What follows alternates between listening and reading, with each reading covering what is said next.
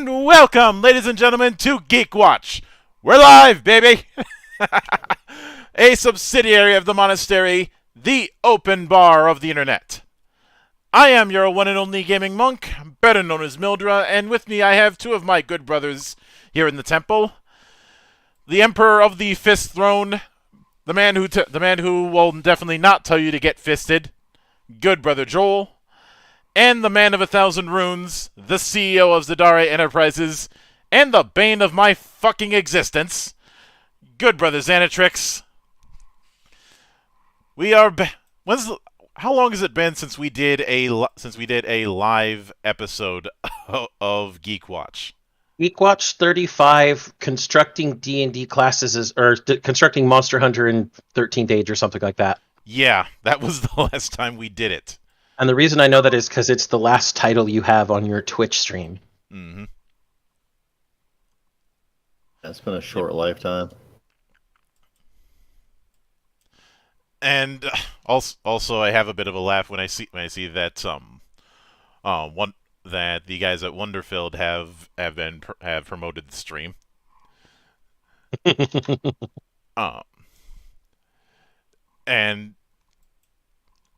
But it is good to be back. It took me a while to get the confidence back to actually do a live stream instead of doing these recorded like I'd been doing for the last year. Largely because of paranoia. Yeah, you only have so many wardrobe malfunctions before the rest of us get sick of it there, Monk. Well, just because I'm black doesn't mean you have to make Janet Jackson comparisons. Yes, it does, Monk. It does mean that.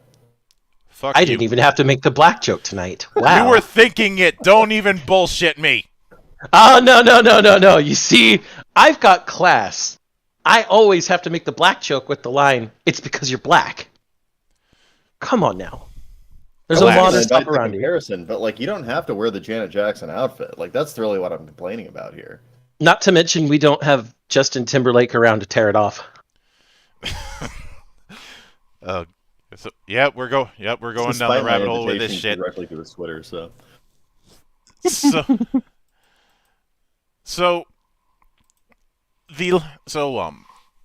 was there was a bit of an audible because I ended up getting the weeks mixed up, which that was on me. But you know how I said last week that we were not quite done delving into us doing random ass game design bullshitting? Well, we went a bit with answering Night Dive's challenge about our dream boomer shooter, which is more of a boomer slasher. I mean, we have mid-range stuff. Mm-hmm.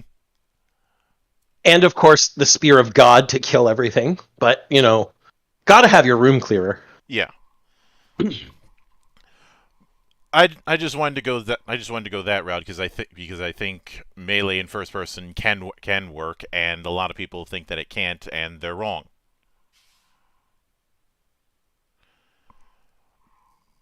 But the thing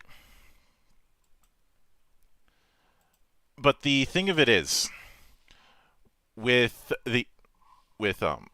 doing these kind of things, is I love doing these kind of experiments for the same reason I like doing reconstructions. It's a way to explore angles that we normally wouldn't be able to.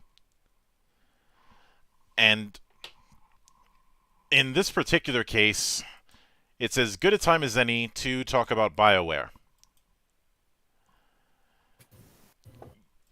Which there was obviously there was a point in time where BioWare was top shit for me, and there's plenty of classics that they've put out or indirectly put out through Obsidian, and we know how the story of BioWare ended up inevitably going. We've covered what happened with Mass Effect, and well, we covered all the Anthem bullshit when it happened during the Monastery Live era.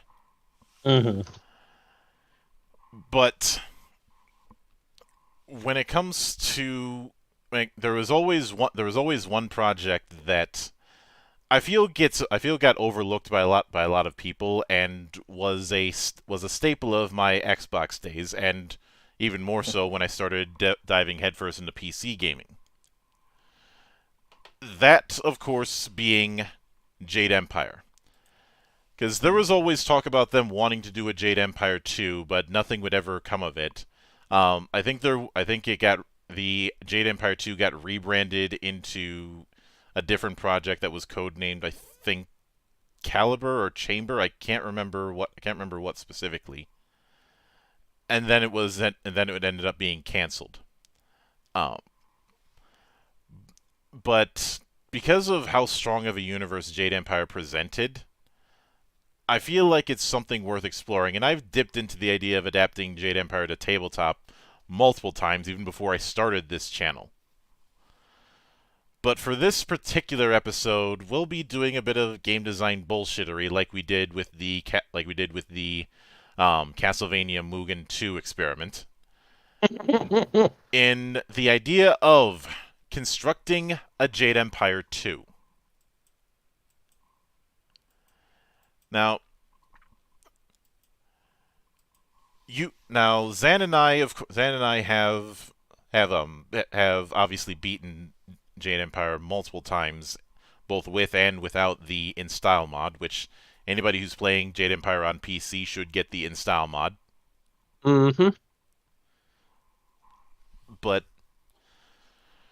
I think the first thing that we'd have to ask before we could even get into gameplay is where something like this would take place, and how would we handle this kind of thing in continuity? Because continuity wise, there's two angles primarily that can be taken. One of them is a prequel, which has its own issues because there's certain events that would have to be acknowledged, or it takes place after the fact, and then we have the issue of which ending is canon.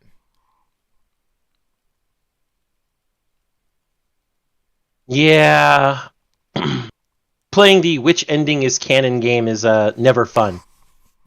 But it can be because you could do it like Deus Ex did, the very first Deus Ex, because the second one made all the endings canon, just in different uh, dosages. That was kind of cool. They made it went even wackier with those endings. So I think you can do it. I think that could actually be a lot of fun. You'd have to think what is the game that you want to design now. It's like being wed to canon. You always kind of have that choice to make. Like, do I want to with a prequel and basically make the same world with the acknowledgement there will be a few events I have no control over? Do I want to go post world and still present because if you go post world, and you can also do it concurrently. We haven't looked at that. Just like this is like a B plot story. Um, The only like reason I'd be iffy about it being a B plot is B plots in the grand scheme of things don't have, it ends up bottlenecking the impact that you can have. Is the problem You can with scope the story for it, though. I mean, like you're right that you'd have to bottleneck what you could have, but like if the story is scoped appropriately, you don't feel that way. You just feel like you're taking place at the same time. It'd be like running a Star Wars RPG set during the events of the original Star Wars. Like you understand there's certain things you're not going to be doing. You're not going to be blowing up the Death Star or anything like that. Like you still get to have fun and play the game that's scoped towards what your party is doing. hmm if I'm being honest, I think that the approach that I'm considering is, for one, it would be I was thinking a sequel, but not a direct sequel. Um, in a sequel in the sense of the events that happened before are the equivalent of ancient history, Makes sense. or some degree of history, because that gives us enough space to acknowledge events that happened, but we don't have to constantly call back to what came before. Yeah, they can Um, inform it without like guiding it directly. That's a good yeah. idea. Um, I was thinking something in the range of 50 to 100 years.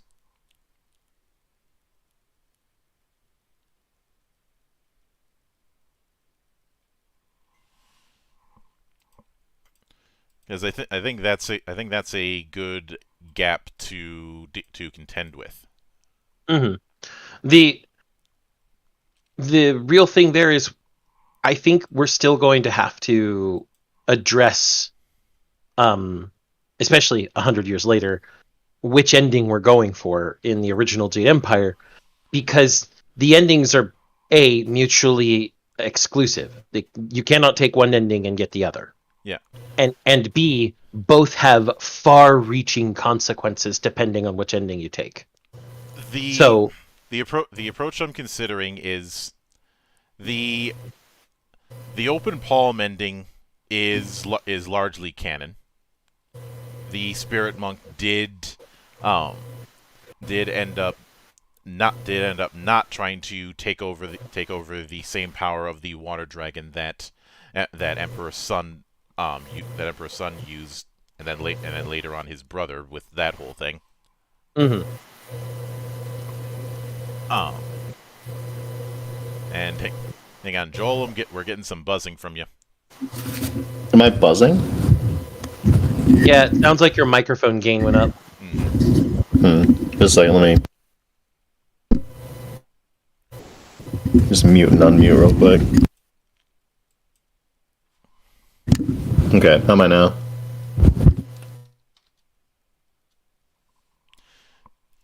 Say something. How am I hearing? Or how are you hearing me now? You're good. You're good. I don't know if you switched over to push to talk or something else. Did I? I don't think I did. I don't know. Am I coming through okay? Yeah, you're coming through fine. There was just some buzzing, and the noise kind of threw me off. Weird. Sorry about that. Here, let me. There we go. But My wrap back on now. But yeah, I'm pretty sure the open palm ending is the only ending that would make sense if we're going 100 years in the future, because if you went closed fist and tried to corrupt and take over the water dragon yourself as the spirit monk, then the cycle of death and rebirth would still be blocked, and so you'd have an entire empire overrun with the dead by that point. mm-hmm.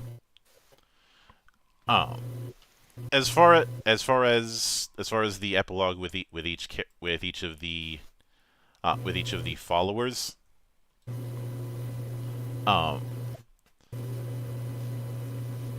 I think there's some that we don't need to cover as much as others. Like for instance, Dawnstar. Dawnstar or Silk Fox or a few others. Silk Fox is one that we'd have to give more detail to their ending. But a lot of the, I'd say a lot of the others a little bit less so. As far as the ones that could be used to bridge that gap, the main one that comes to mind is Zinbu. If only because I enjoy Zinbu's complaining.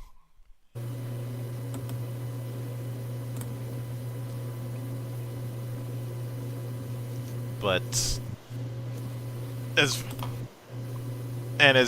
tempting as it would be to bring up one of the cousins-in-law of Henpecked Ho, not really.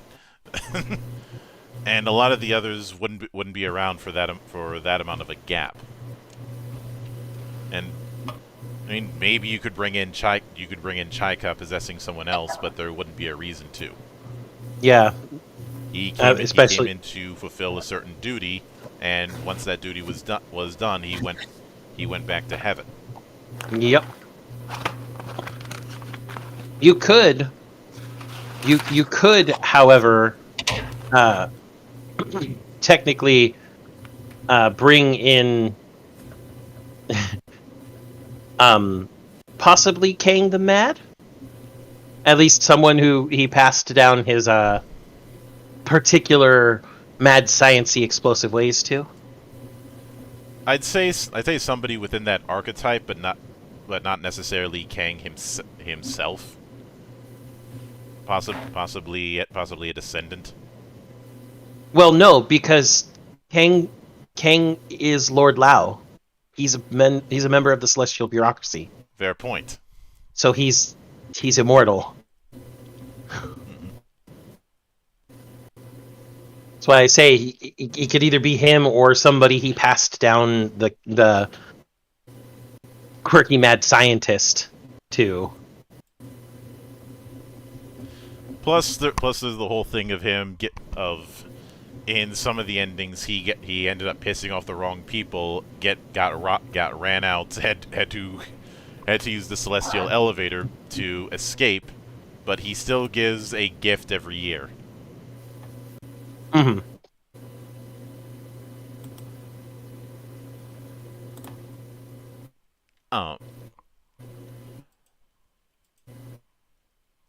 But given that, since we'd be doing this 100 years later, the reason why I brought up Silk Fox is because it's kind of hard to avoid the fact that Silk Fox was the Imperial Princess at the time of the first game, and I'd say by that point she's either assumed the position of Empress, or her descendant is now Empress. Well, 100 years later, she'd be dead. Yeah.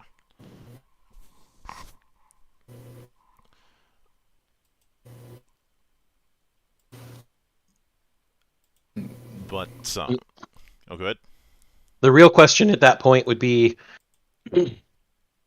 like, minutia. Did she have a romance with the main character, and thus the spirit monk ruled alongside her, or is it just that the spirit monk stuck around to help out for a while?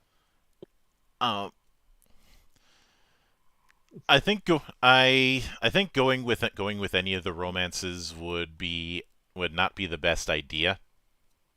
So she rises as the new empress and treats the spirit monk as her right-hand person, but doesn't actually romance them. Yeah. And I know that's going to piss off some shippers, but I do not respect shippers. And as always, headcanons get the headcanon. Mm-hmm. Especially considering that this is a canon that nobody else can decide but us. Fuck you all.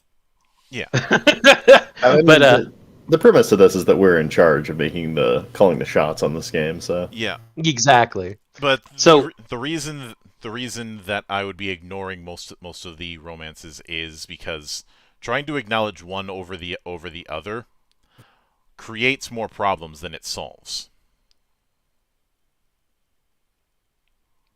I suppose. The only question for me is, does it make the setting of this game more interesting to acknowledge one of these over the other ones? And if the answer is no, then yeah, you made the right call on that one. It really doesn't. It would only affect how people would talk about Empress Sin Leon. Mm-hmm. Everyone gives a shit then. Essentially, the only thing that we'll have to notice, we're talking about Phoenix Gate. We're going into Jade Empire 2 100 years later. There's a new conflict brewing. There has to be for Jade Empire 2 to exist. Mm-hmm. The most we would hear, and I think using an open palm, no romance ending, would be, hey, when Empress Sun Leon was ruling us, everything was awesome. But after she passed away and the new Empress in the line took over, or Emperor, whichever of her kids was oldest, doesn't matter, new ruler took over, things have been getting worse and worse and worse. What happened? Yeah. That's at most what we would need. And since you brought it up, let's talk about that. One of the things that we decided early on before we started the show was this was going to take place in Phoenix Gate. Mm-hmm. Now, an easy question that could be asked is why we would focus on just one area. There's a couple reasons to focus on Phoenix Gate. One, it's a place that is frequently talked about but not gone into a whole lot of detail. You have several characters who are either from Phoenix Gate or have some connection to it.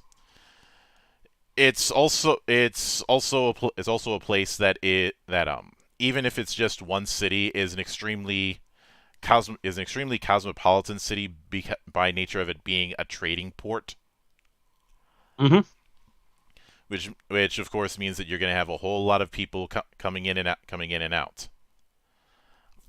Uh, the other reason is even even though even though the game itself had many problems, the idea of a more urban adjacent romp that we had with Kirkwall in Dragon Age 2, I found very fascinating. Yeah, Kirkwall was pretty alive, even though they put you outside of Kirkwall as often as they had you inside Kirkwall, which is kind of, I think, to me, missing the point. But within games that have their entire story built around one place like that, you have the emphasis on various districts with their own sub identity within that place. Yeah, and we see that in a lot of open world games that take place in metropolitan sprawls. Mm-hmm. That each section has a vastly different feel to it if done correctly. I mean, I'm not looking at Cyberpunk 2077 for a reason,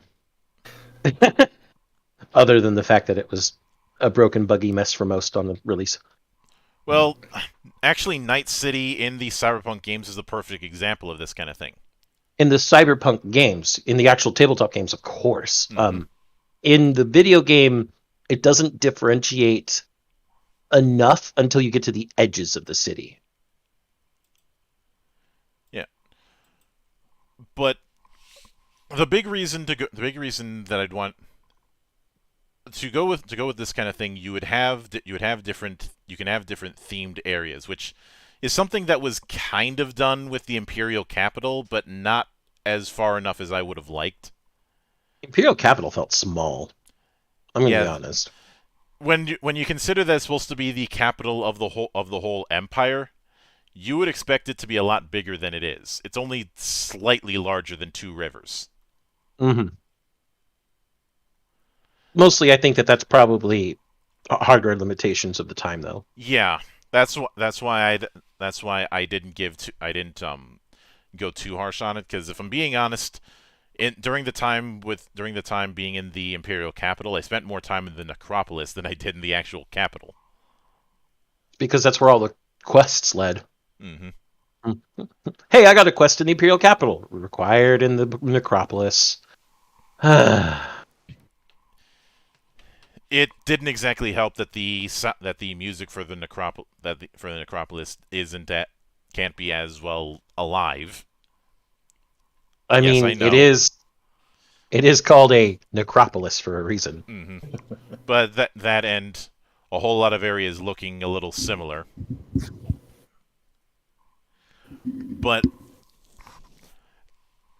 when it comes to how we'd have a place like Phoenix Gate, you obviously can have it would have the kind of districts you would expect of any sort of trading town. And for whatever reason, I always envisioned Phoenix Gate to be near some body of water, like Um, either a river or on a coast. I It makes know, sense for a trading city. I know that some of the fan art that I've seen from Phoenix Gate almost makes it look like a city that spans across the bay. But that's, fan art, so we could do whatever we want. Mm-hmm. And I don't see much in the way of if there's fan art for Phoenix Gate. I haven't as far as what it might look like. I haven't seen it. I found it when Jade Empire had recently moved to PC, so this is over a decade ago, Monk. Mm-hmm.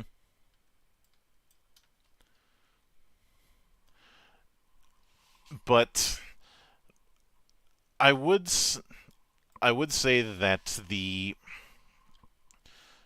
when I view the idea of why it's called Phoenix.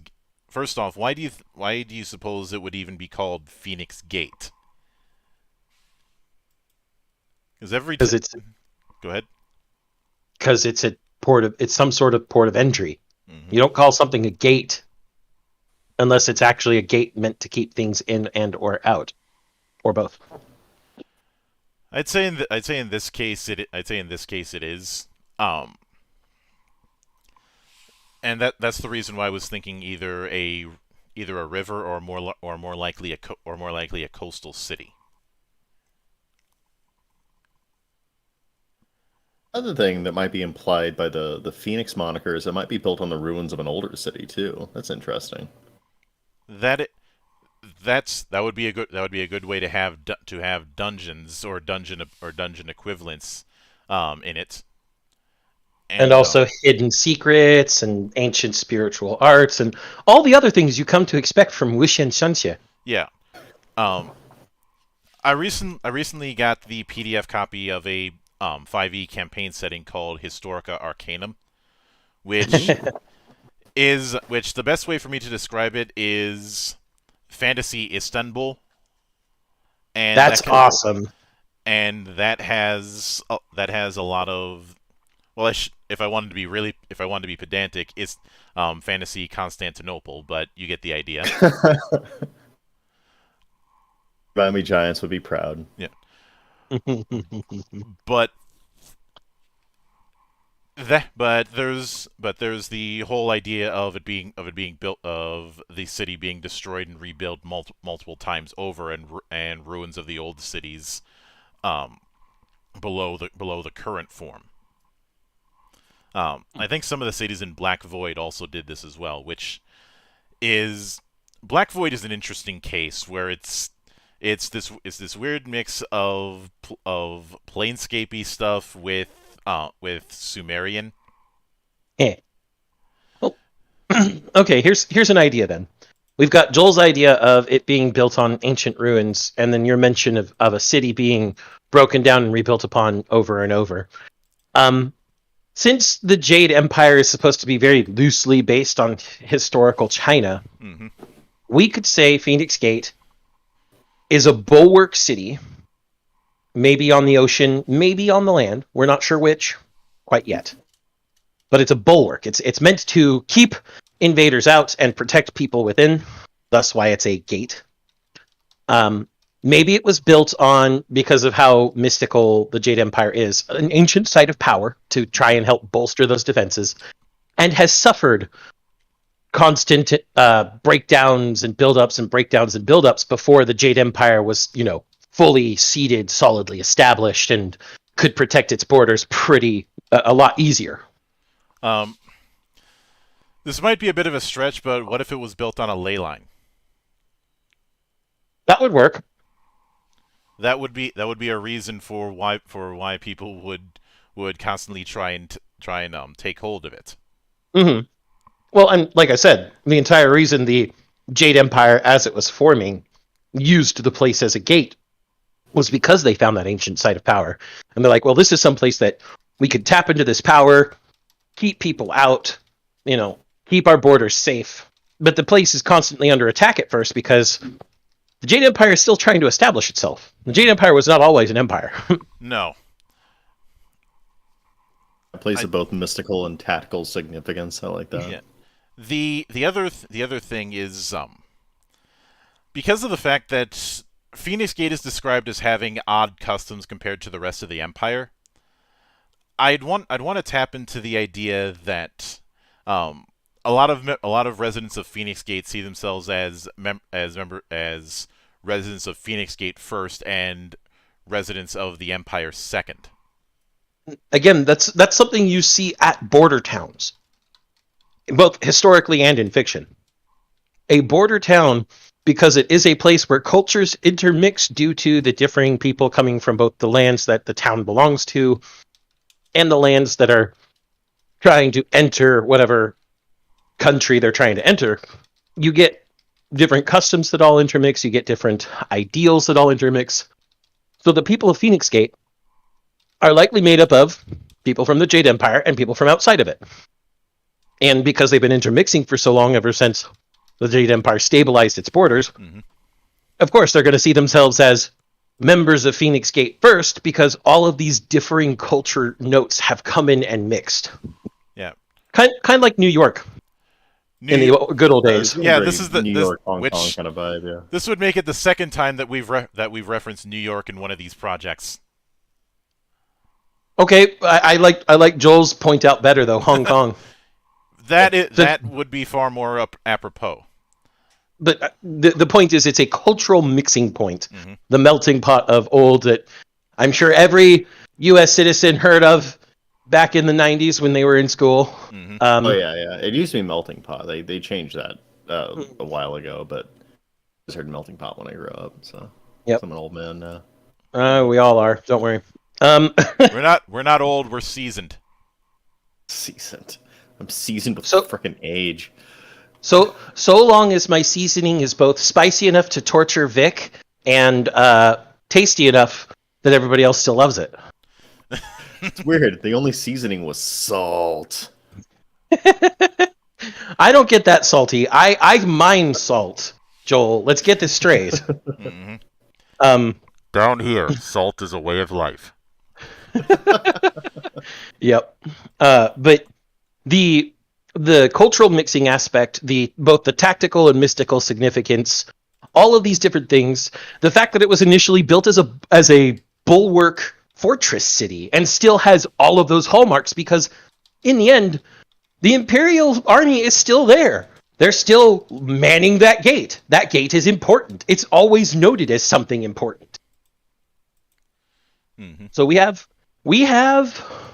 the great basis for whether it's on land, whether it's on the water, whatever it is. We have the basis for a city steeped in mysticism and modernism, steeped in wartime and peacetime, steeped in the Jade Empire and other cultures.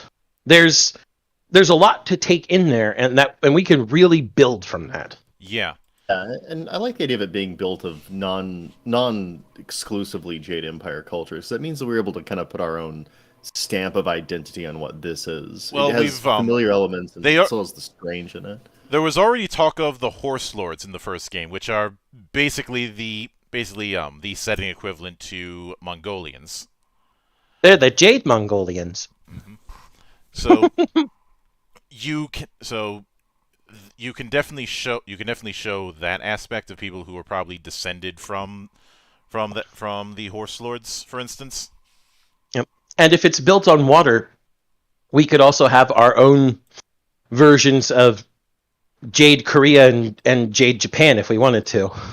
Well, one of my favorite manhwas had a whole Japanese invasion arc. I'm of course referring to Fungwan. Or Wind and Cloud, or the Storm Riders for the rest of you. And I know somebody's going to get on me for my bad Chinese. I don't care. Deathblade won't give you too much flack, but you know he's gonna. Yeah, and I'm gonna bring up the whole thing with the Diet Coke again.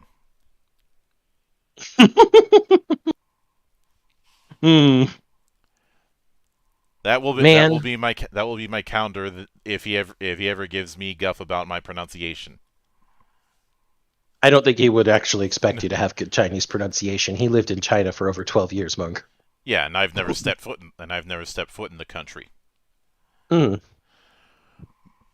But I think, I did have one ridiculous idea of going full New York and have it be an island fortress, but that's pushing it a little bit too far, I think. Well, that might be a little bit much. And I think Joel's idea of the Hong Kong parallel says it best. Hong Kong is both a strategic point as a port, but also a strategic point on land, because that port basically blocks off the entire entrance to that part of China. It's also a huge cultural center. Yeah. Hong Kong's gigantically diverse in its culture, which is why the CCP shut down its internet when they went into quote unquote fuck the CCP. Anyways, I'd say now that we've got that established, you know how we mentioned earlier that we were going with the notion of when Sun Lian was empress, it was a golden age, but things have been falling on hard times. Mm-hmm. This is an opportunity to dip into something even from the small perspective that we're in, that is a staple of gaming when it comes to doing fantasy takes on China. Mm-hmm. Let's have a good old cold civil war, a civil succession war. Not only is this a staple of Chinese literature, Monk, this is a staple of secession wars are like a staple of any sort of historical fiction or any shencha. Mm-hmm. And I'm totally not bringing that up because of the SpongeBob meme I posted in my server. I'm not even going to dignify that with a response. Check the council, you'll see it.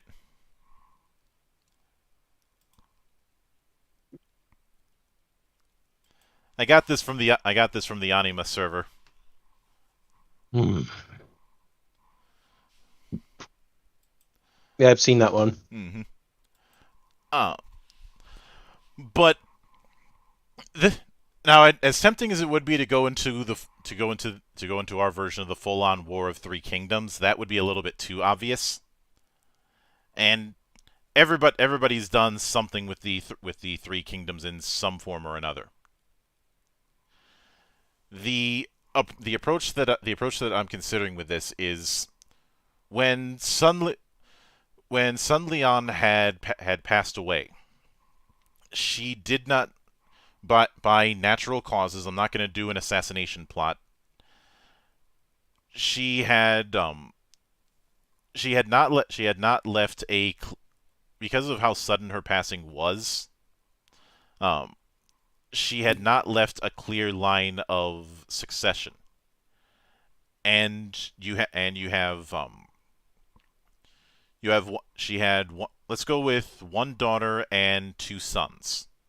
Okay. Each of them, in their mind, has a legitimate claim.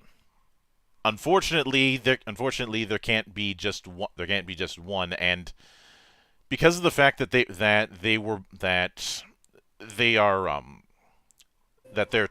triplets, you can't even do what happened with what happened in the first game, where the three sons of a previous emperor had different roles. One was the oldest became emperor, the youngest headed the monastic order, and the middle child became the strategist. Not that did them any good. No. But in this case, you can't. In this case, because of the fact that they're triplets, you can't even go. You can't go with the whole thing of the oldest should become emperor, because they're all the same age. Mm-hmm. And because so they all have a legitimate stake. Yeah. Each of them could just as easily argue as much as the other that they should be the next emperor / empress. The only reason none of them have a stake to claim is because they know that if they announce that they are moving forward with it, they're going to piss off the other two. So all three of them are in this not open war, but kind of a Cold War scenario where neither one wants to make a move make a major move just yet because it will attract the ire of the other two. It's called the Mexican Standoff. Mm-hmm. Yeah, Jade, Mexican Standoff, obviously. It is a Mexican standoff, just with Chinese instead of Mexicans. Oh, Mexican Standoff. Then. Mm-hmm. But even though, but because of the fact that there are these growing tensions and lines being drawn, new alliances being made, it puts a lot of the people on the lower end of things, and even on the middle end of things, in very precarious positions. And given how and that's also why a place like Phoenix Gate is an ideal spot, because you're going to have a whole lot of merchants and traders, and if lines are being drawn like this, it makes their job interesting. Well, I mean, in addition to complicating things, it also opens up opportunities, which is really good. It opens up opportunities, but ostensibly most traders are going to be hit with basically being triple taxed as they have to travel over the different sections of the empire that are more loyal to one leader or the other. Mm-hmm. Oh, you paid 100 silver in taxes to Emperor Brother Number 1. Now you're traveling through Emperor Sister Lands, so you have to pay 100 silvers in taxes to us. Mm-hmm. Not the most ideal situation. Yeah, merchants would get fed up quick. And just to add a bit of a I have an idea that I want to share later when we get into the act structure. But when it comes to the gameplay aspects, one thing that we decided early on is that we want to lean a little bit more into character action rather than action RPG. There's a couple reasons. One, it's a natural fit for a wuxia game. Yeah. And two, it is a natural evolution of what BioWare was wanting to do. It seems obvious looking at the gameplay of Jade Empire that it really did want to be a character action game. Yeah, it's easy to say that in hindsight, but let's not forget the idea of character action wasn't as established at that point in time. Oh no, I mean there were a lot of luminaries that came through and really kind of defined the genre after that point, and it was some kind of experimental time in video games. So I'm not gonna fault them for what they did make, but like, yeah, with the benefit of hindsight, with the benefit of like however long it's been since Jade Empire has been out, it's pretty obvious it should be character action. At least the sequel should be. Yeah. And hell, just to use an example of a game that is wuxia adjacent, that decided to delve into more of a character action focus in its more recent entry.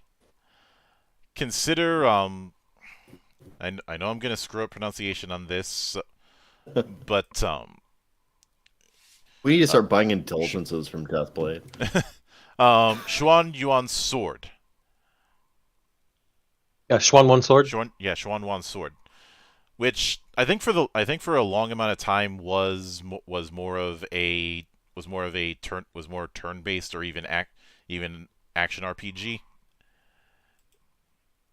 I'd have to look into it. I just know that the newest one is much more character action. Yeah. And again, like you said, when it comes to wuxia and xianxia, the natural progression for that type of story and those types of games is into character action. We need look no further than a game I am chomping at the bit for, and it's not coming out until next year. Black Myth Wukong. Mm-hmm. If I need to use another example of this kind of thing in the same area, The Legend of Sword and Fairy. We've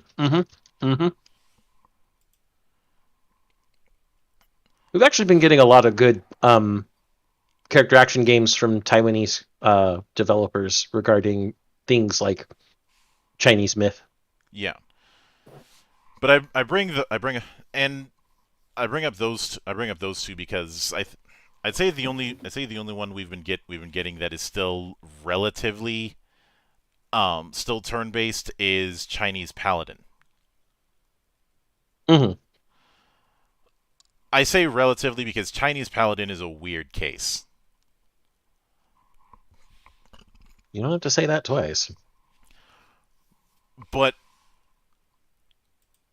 now to that end, does that mean that we'd be putting something like a style gauge or putting or the like? No.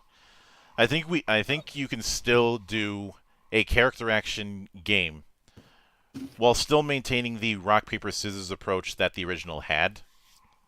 Since there was a kind of rule of three with the original Jade Empire. The first was the three gauges that you had to manage, and of course the three primary stats: body, mind, and spirit. The the other aspect is the fact that you had, no matter what style you were using, you always had three types of attacks: a regular, a heavy, and an area.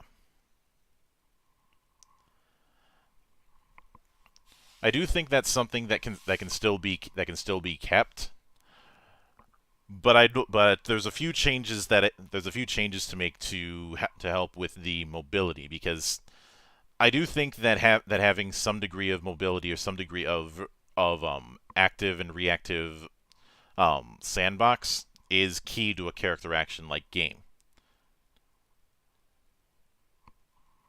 And I think in our case it's mixes of dodges and parries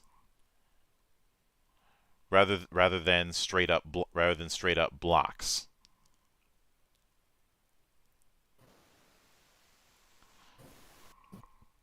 I think rule of thumb is a pretty intuitive way of doing it. Mm-hmm. I mean, like, because in the heat of the moment, especially with a character action game, what you want to do is have a limited palette of choices that you can employ in a lot of different ways. Because that way you're avoiding having like the unused options. You're still giving them enough of a smorgasbord that in the heat of a moment you can make a snap decision and still, even if it's not like necessarily the perfect one, you have that kind of fighter game energy where, okay, maybe I should have thrown like a certain kind of kick, but you know, I did hit him, so that's still good. Yeah, I was tempted to say that the reason why I'd want to go with dodge and parry is also to emphasize different play styles, because Yeah.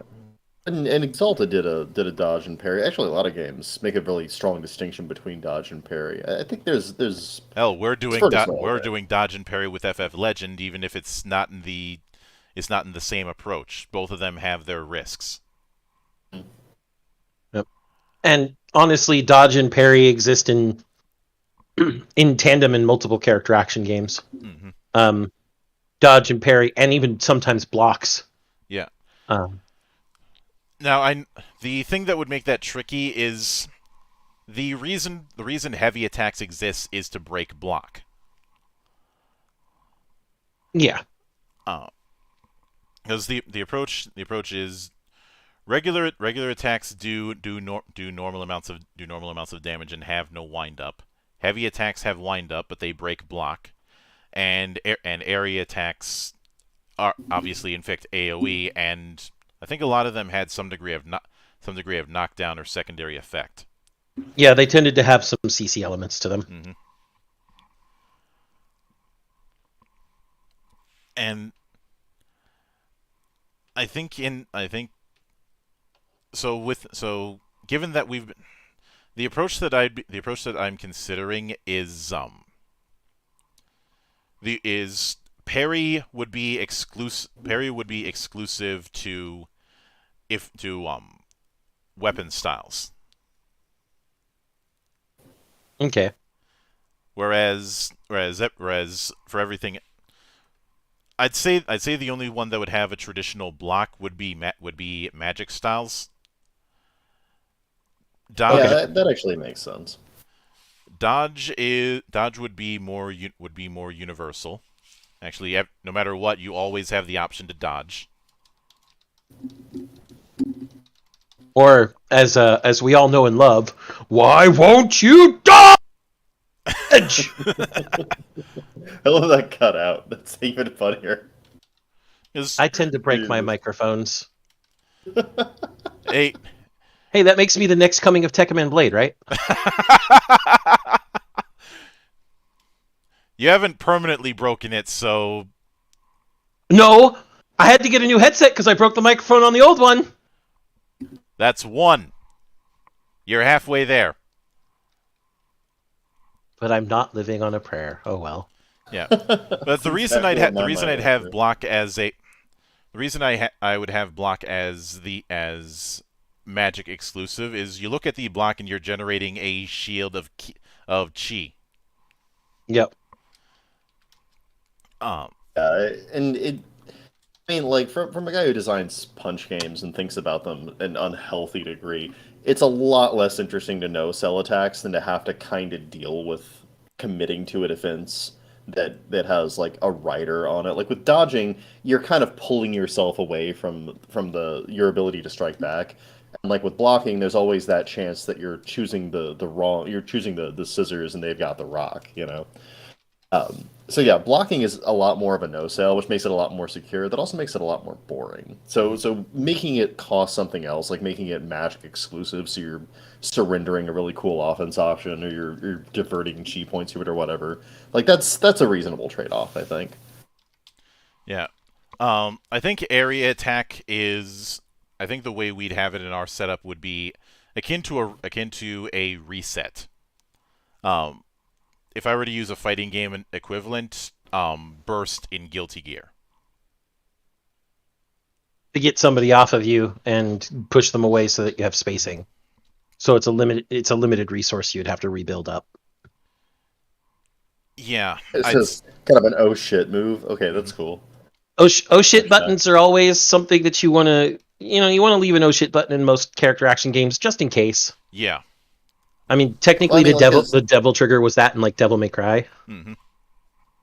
Yeah, and human beings get overwhelmed sometimes with what's going on, and being able to like start over, like take that break, which isn't hyper punitive and sort of, it's like the equivalent of invincibility frames.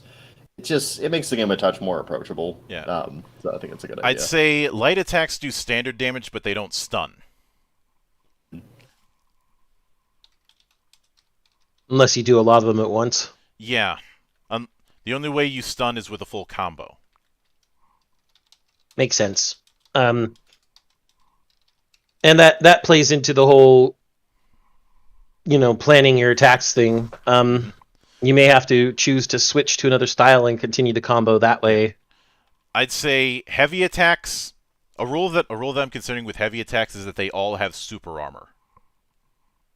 Not during the entire animation. A heavy attack that is all super armor all the time is either, if you're the player that has it, it becomes somewhat boring, and it becomes a little bit something people will spam just to. Would you prefer that it has super armor during the wind up? Super armor during. I think it should actually have super armor after the wind up and during the actual execution. Yeah, you should have to. Yeah, I'm with you on that, because that means you have to buy time for the wind up. You have to. Yeah. You have to control the fight enough to know when you can pace that wind up, and I think that's the challenge of using a heavy. Mm-hmm. Yeah, the wind up itself you can get knocked out of once you've actually executed and started the animation for the attack. Until the animation is the impact of that animation is finished, you have super armor. Yeah. Yeah, that also kind of feels right, because you've got like the kinetic force of your super attack slamming into them, so it feels like they'd be hard to deal with. Mm-hmm. Yeah. The best example of this in a recent game is actually the Lion's Claw Ash of War in Elden Ring. The initial windup before you do the front flip hit is something that you can get hit out of until the sword is swinging over your head for the first part of the front flip. And for the sake of clarity, for those who aren't as deep in when it comes to punchy shit, I should explain what super armor is. Basically, any move that is considered to have super armor or hyper armor or whatever, the animation doesn't interrupt when getting hit. You still take the damage, but the animation doesn't stop. Essentially, it makes something uninterruptible. Unless there's like one of those moves that does guaranteed knockdown, which does exist in a lot of games. There are games where even hyper armor will not help you against a guaranteed knockdown move. The animation once started will not stop until completed. Now, this is a dual-edged sword. If you can get a hyper armor or super armor move off, that's fine. If you can hit, even better. If you don't hit, but you're still in the middle of the animation, you can't dodge or block out. You're stuck in the attack animation. And people can and have killed other players in PvP type character action games while they're performing a super armor move because they have no way to now mitigate damage because they're committed to the animation. Yeah, I always get my ass kicked by Chun-Li whenever I do the little Zangief super armor walk forward and grab them. Because she'll flip over my head and she'll just start kicking. And she won't stop until I'm done failing to grab her. Yep.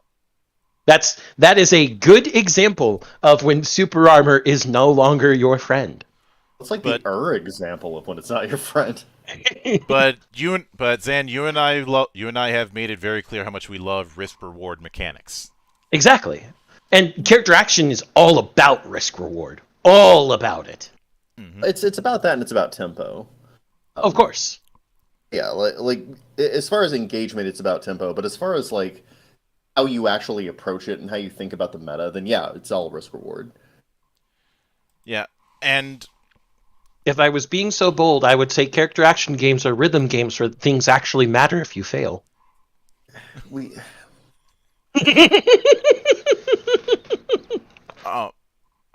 That's a whole. Rhythm games are a whole other topic, which we might get into one day, if I feel like using that as an excuse to talk about why more people need to play Oendan and Gitaru Man. Gitaru. Oendan, the real elite beat agents. But to that end, I think this is a good spot to discuss the particular martial styles that were in the first and whether or not we'd carry them over. The one that I don't think should be carried over is transformation styles. Yeah. Well, but what the interesting thing is, what's your reasoning for that? I feel like for starters. First of all, what are transformation styles for those who don't know? Transformation styles were a type of style in Jade Empire where you could temporarily transform into a certain type of demon or other supernatural creature. One of the more common ones was the Toad Demon, and it would gradually drain your chi. You had a whole new set of attacks, but it would gradually drain your chi. And for me personally, I feel like transformations should vastly change your playstyle beyond the basic setup. And I didn't feel like transformation styles in the first game were different enough, or in one case it was too different because the Jade Golem was how you cheese bosses. I mean, okay, so they weren't implemented well, but conceptually, it would be really interesting, right? Especially in a character action game, to be able to transform. He's actually got a point there because of Neo 2. I mean, you have an opportunity to, like you said, radically transform the way the game plays. You could change the value of different buttons and how the rhythm of the game is approached. Like, it could be very different. Make Jade make the transformation styles a super mode, a la Devil Trigger or Neo's half yokai mode. That I'd be more. I would be more willing to go with that. I think the other reason I had an issue is even though transformation styles are known by people, you don't see any other enemies use them. But again, though, you could wed that to the uniqueness of a main character. And say, like, you alone can unlock these. And I wouldn't even make them styles. I would make them, like, capstones to other styles. Like, that's, like, the ultimate move in the style, is you get to transform or, like, something along those lines. Because that way you have something really unique that only the main character can do. People could comment on it, and it wouldn't necessarily be super disruptive to gameplay. It would feel like a natural crescendo to it. The approach that I'm considering is that the protagonist in this hypothetical would have possession problems, i.e. they're sharing headspace with either a demon or some celestial agent. As So, tempting as it would be to have it be a demon a la Yazen, um, I would actually rather it be a celestial agent. I have a proposal actually. We've we've already established that Phoenix Gate is built on both a mystical site and a tactical site, whether it be a ley line or some ancient temple or whatever. The main character, as part of their journeys in Phoenix Gate, could, as happens to many main characters in Wuxian Shenxia, stumble upon a great treasure or site that is close, not the necessarily the main nexus of this mystical formation, but some sort of small branch of it where they encounter whatever is possessing them, and also which gives them their super mode. Because in every character action game except for Bayonetta and God Hand, your super mode is usually obtained a little further into the game. Mm-hmm.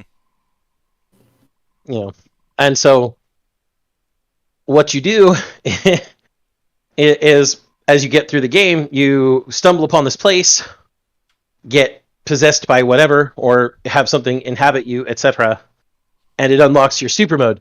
And the capstones from your different styles could be used to modify that super mode as well. Now, it's a super mode, so you do have to build up the resource as you go through the games, or use an item just to max it out for a little while, or whatever. And so it's not always on and always usable. Mm-hmm. But we've watched Miduki play Neo 2. We know what Miduki can do with the super mode for 20 seconds at a time. Yeah. Tear apart bosses and never get hit. Mm-hmm.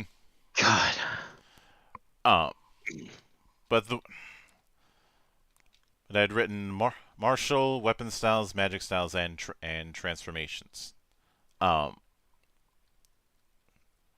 What I knew I was missing one: support styles. Support styles, I think, aren't going to be as necessary. Primarily because the support styles were used to recover. They were used as setups for harmonic combos, is what you're saying. Yeah. And I don't think harmonic I really combos... want to embed that.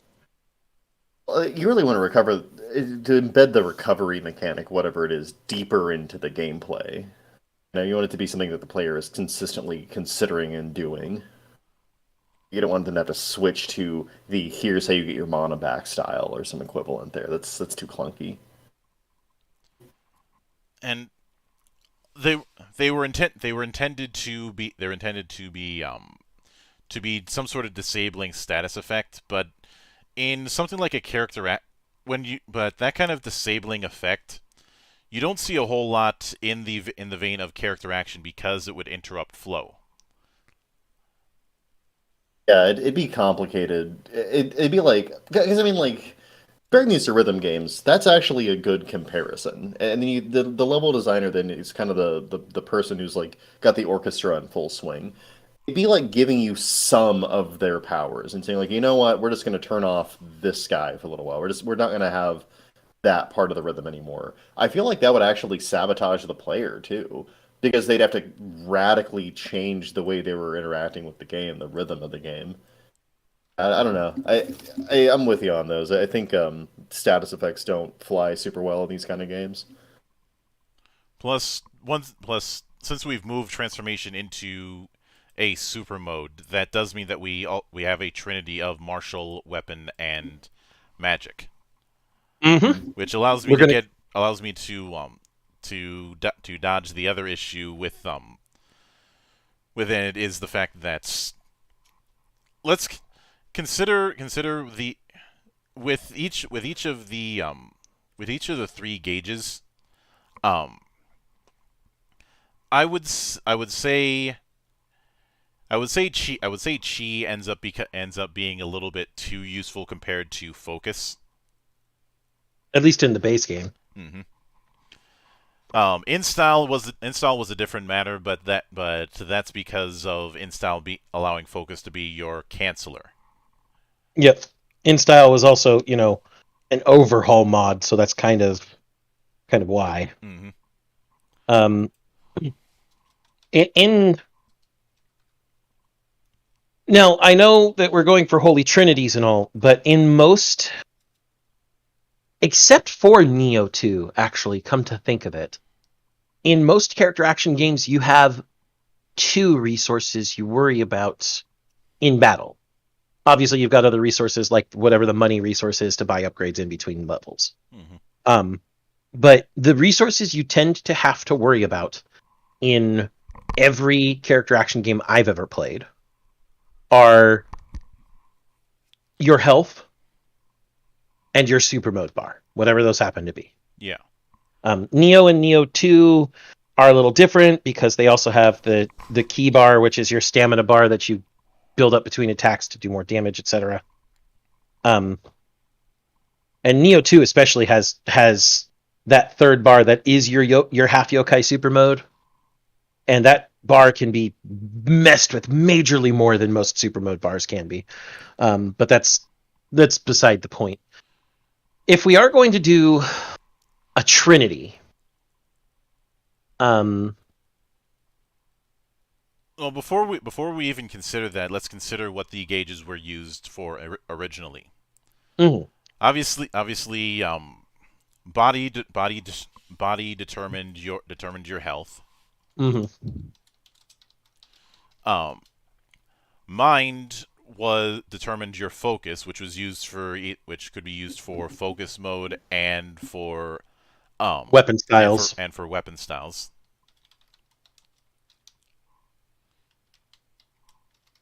And spirit was used for your chi, which is what you had to use for your magic styles and to use just chi enhanced attacks to get through certain types of enemies. And chi healing. Mm-hmm. Okay, so how did it? Let me see. I guess the real question is how well does that framework translate into a character action style? I feel like that's too many resources to worry about because there's a lot of like invisible resources in this game, like just being on beat as far as responding at appropriate times and moving at appropriate times and being in the rhythm. Like that's not a trackable numerical resource, but it is something that's really important, and players can tell when it changes and becomes more challenging or easier. So like that's a resource, and there's a lot of little resources like that whenever you're talking about the hardware of the human brain. You know, um, so how well does tracking three numerical resources, and I think health is probably one we can get away with, and Mm-hmm. some kind of magic thing like health and chi would be the if I had to split it to two. If we want to do a third one though, the real question is what would it serve gameplay wise? I mean, like MP and HP are no brainers. I think almost every character action game has at least both of those. Yeah. Um, but what's the third one then? If we're gonna have some kind of like meter that's filling up to get into a super state, are we counting that as the third one? Is that? I Because believe like that's a trackable resource, and that's a resource that a lot of people track in a lot of character action games. The Devil Trigger meter in Devil May Cry builds up as you hit things, as you do certain attacks, as you kill enemies, as you get hit sometimes. And it is something that a lot of high level players keep near constant semi-conscious awareness of. because transforming into your Devil Trigger in high level Devil May Cry play is essential. Yeah, Because it's not some exception. It's part of the rhythm of escalating it.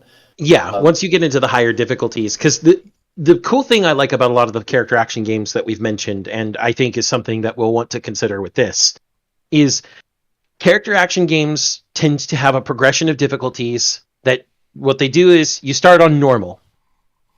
Sometimes some people have to start on easy, and I'm not going to actually drag on people for that for once, because some character action games are fucking hard. And what normal and or easiest is to introduce you to the basics, get you some resources to purchase some upgrades, and introduce you to your expanding toolkit, so that once you get into hard, you have a wider, more expanded toolkit. And hard is to teach you to use that toolkit more and more effectively. And it continues to go until when you get to, for example, Son of Sparta mode in Devil May Cry, which is basically they're very hard. Or is that Dante Must Die mode? No, Dante Must Die mode is they're very hard. Dante is hard because with Dante Must Die, that's where they start introducing the whole timer. Kill the enemies in this amount of time, or they get even stronger. Well, it's not a timer. Every enemy, once you hit Dante Must Die mode, has their own devil trigger. Every enemy, both the lowest ranks and the highest ranks. Mm-hmm. And that's what I'm talking about. Why your devil trigger becomes completely necessary. You have to have a way to mitigate the fact that now they all have double health, double damage, and double defense, and you can only do that through your own devil trigger mode. Mm-hmm. And so that's that progressing difficulty tower. And then you get into some of the gimmick difficulties like Heaven or Hell, where all enemies die in one hit, or Hell and Hell, where you and all the enemies die in one hit. No, Hell and Hell is only where you die in one hit. Oh, that's right. Yeah, Heaven or Hell, everything dies in one hit. Hell or Hell, only you die in one hit. Everything is Dante Must Die difficulty, health and damage. Well, damage doesn't really matter, but health, speed, and the fact that they all have devil trigger. Hell and Hell was essentially a difficulty mode created for true stylers. That's the thing, though. It's nice that because you are essentially getting another game whenever you have a game like that, because it depends on how engaged you are with it, how much you want to put into it.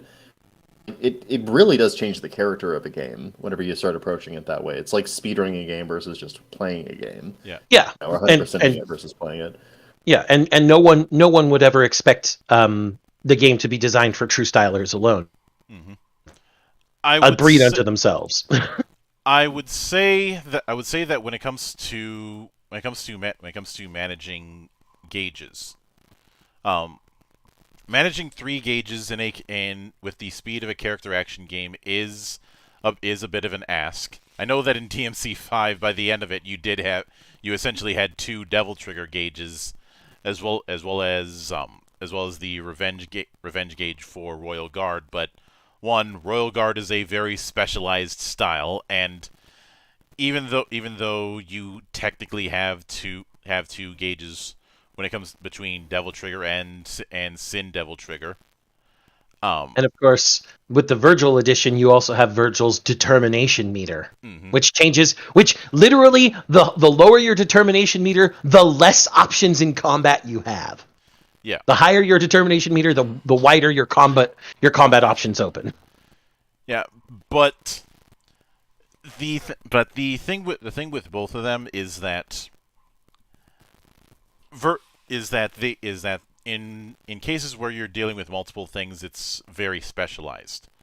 Virgil has a very specialized playstyle versus an all-rounder like the other sons. And then, of course, like I said, I do have to point out Neo again, because Neo and Neo 2 do have 3 resource meters. Yeah. But for our case, because of the fact that style switching is a must for this, there's no getting around that. We'd have to have style switching. Yep. Because Jade Empire likes to copy Devil May Cry. Uh, I calls it like I sees it, Monk. because of that, we're more of an all-rounder. So a lot of that more specialized approach isn't something that we could really get away with. Yeah. So I am actually considering that when it comes to the gauges, we just have health and chi. Mm-hmm. Um, Okay. When it comes to the three stats, I still want to keep them, but what they actually do is where things get changed. Okay. I would say body affects the scaling of how much damage your martial styles do. Makes sense. And the same thing applies with mine does the same thing with your weapon styles. Okay. And spirit does the same with magic styles. Okay. Yeah. It would affect both the scaling and the defense in getting hit with one of these types of attacks.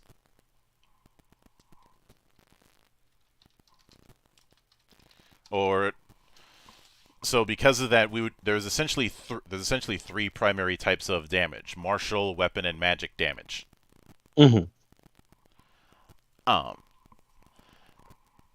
Now I know one might say, well, doesn't body determine health? I would actually rather have health be something that's always increasing every time you're putting points in any attribute. I can see that. And all of them raise health by differing amounts. Yeah. It's through this trinity that I'm also going to be bringing up one particular game that had a trinity system as well, but did it in a different way that I want to lean into, and that is Kingdoms of Amalor. Oh man. Because you know how in a Souls like you usually have people doing even with how freeform it is, they're usually leaning into certain types of builds. Like they'll lean into a strength build or a dex build or a casting build.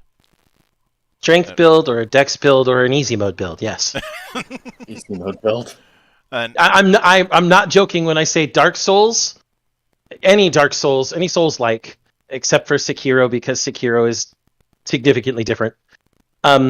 If you do casting, you can trivialize the game really easily. yeah, the approach I'm considering is that based on your spread, that ends up creating your equivalent to a class, much in the same way Destiny's worked in Amalor. Mm-hmm. So and this applies just as much to one attribute focus as much as it does to hybrids. And obviously, much like other character action games, multiple playthroughs will allow you to max them all, because, I mean, that's part of the character action experience, becoming an overpowered god, right? Yeah. Yes. And no hesitation. The big reason that I wanted to divorce HP growth from strictly being body is bottlenecking, and I've made this clear in the past. I don't like the idea of a certain choice being too useful. Yeah, we want to make everything viable. We want people to experiment. We want everything to be viable. And again, I'm going to go back to recent release Elden Ring. Different patches have buffed and nerfed different things over time, to the point that any build is basically viable. Mm-hmm. So, I really like that idea. Yeah. The other thing to consider is We don't have the dragon amulet, and because of that, doing equipment through essence gems isn't something we can get away with. That's true. The essence gems were kind of unique to the spirit monk, and we are not them. I don't even think we should be related to them in some way. I think that would cut too close to the original. No, I had no plans on having this person be a spirit monk, and even 100 years is not enough time to reform the spirit monks at that level. 100 years might be enough for the last spirit monk to die out without ever recreating them. I'd imagine that we'd have it that the spirit monks have slowly been coming back, but even then it's rare to ever see one. Oh man, you know what you could do? And this is just me going off on a fucking idiot punch game tangent because I'm currently writing the Lore's chapter in my game. What if there were 3 successors to the Spirit Monk, like 3 students he was training, and each of the Imperial children has one on the payroll? So you have 3 different BBEG, like, heavies. Tempting, but the problem is the Spirit Monk's duties are very much outside of Imperial politics. Yeah, the only reason the Spirit Monk got involved in Jade Empire 1 was because, well, Imperial politics became directly enslaving the god the Spirit Monks are supposed to help. So there was a much more material factor than politics at play. But their job is acting as shepherds of the dead. Yes. So it would be kind of hard to have them be the right hand man or woman to any of the successors. But hey, a useful little tidbit callback rumor could be, hey, that spirit monk that saved the Empire 100 years ago, rumors are he's still alive because the water dragon is keeping him here until the spirit monks can be rebuilt. A little bit of lore building, but I mean, like, that's just way off in the distance.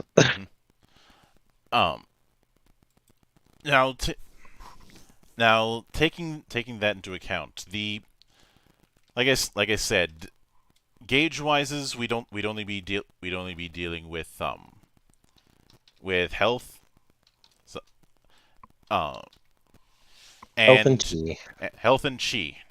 So as far things like these focus modes slowdown, I'd be against I'd either be against utilizing at all or only utilizing them as in transformations. I think that the focus mode slowdown could be something that comes from a capstone of one of the weapon styles to go into your transformation super. Sure. Yeah. And as far as chi enhancement, I would, if I'm being honest, the idea of that's a lot of the resource management stuff you can get away with it in a RPG. You can't really get away with in a character action game. So a lot of those kind of things would end up getting cut. And that's fine. This includes you don't really want to do item management in a character action game. This includes chi healing. Yeah. The most item management that you have in character action games is carrying around with you resources to heal you and resources to restore your mana, whatever that might be, and sometimes an invincibility item. Let's not forget that that in a lot of Devil May Cry games, if you utilize items, your style ranking gets penalized. Yeah, item uses is the game tries to encourage you not to use items because you should be able to use the tools you already have to surpass the challenges before you. But, I mean, they're there just in case you need them. I wrote a third gauge called Harmony because let's go on, because I think that when it comes to building up the transformation gauge, we already have something tailor built for it that that goes right into the sandbox, and that is harmonic combos. Obviously we wouldn't be doing them the exact same way, but what I was considering is some form of a variation combo, i.e., something akin to a style gauge, but the but what but the way that you feed into it is by utilizing multiple styles in one encounter. It actively discourages sticking with one style throughout a campaign. And that can be useful to I would say that would be useful to accelerating building up your super mode. But we shouldn't lock out your super mode entirely if someone does just choose to stay with one style the entire time. It's just longer to build up. Additionally, the super mode does need to be under the control of a character. I have never been a fan of character action games where whatever your super mode meter is, as soon as you hit it, you transform and then you keep going until it runs out. That's The Final Fantasy IX style, where like you go into trance as soon as you hit it. Oh, we when we were discussing trance for FF Legend, I remember having a bit of a rant on how much I disliked trance. yeah. That's takes one away from being example. a player resource. At that point, it just kind of happens whenever it happens. It's a lottery system, which is frustrating because sometimes you win the lottery and it doesn't actually benefit you. This is the last hit point of this goblin. Oh, I'm in trance. Cool. Yeah. Whereas if you compare it to Final Fantasy VII's super resource, the limit break gauge, you have a choice to use your limit break whenever you want. Even though your limit gauge is full, you can switch over to attack at any time.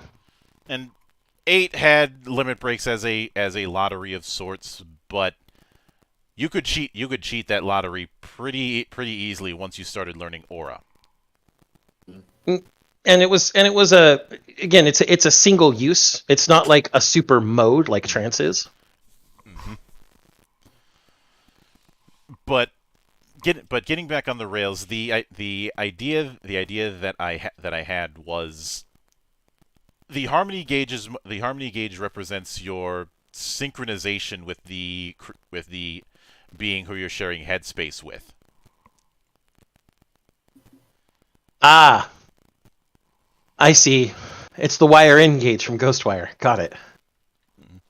And the more synchronized that you are, the more easily that being would be able to affect the real world. So essentially, the synchronization is a style meter with benefits.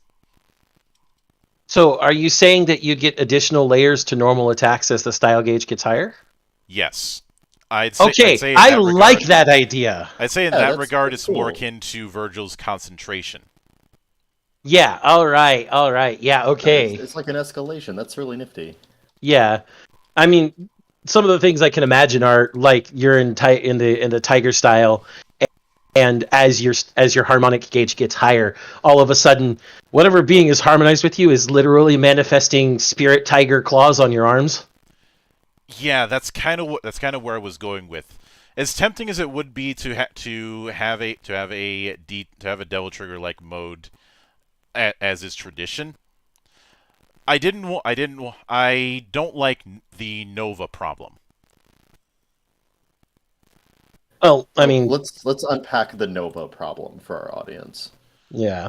Going Nova, which is something I've talked about in the past on the Valley of the Judged, is when you're holding off on the bigger guns for say a boss or a B-bag and then just unload all of that. In the same vein, I'd want something like this. I would want it to be used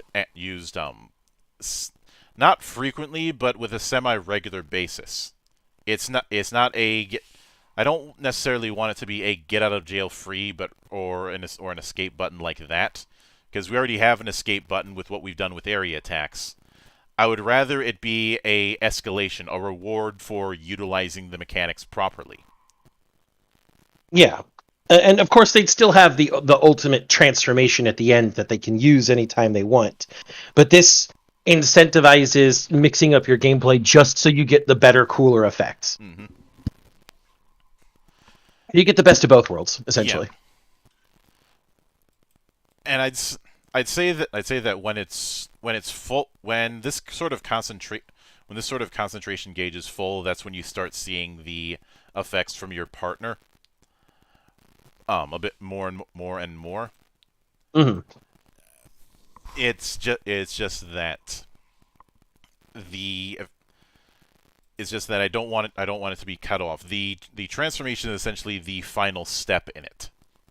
Yeah, but the transformation itself is only player triggerable. Mm-hmm. That I will not bend. I will not bend to that.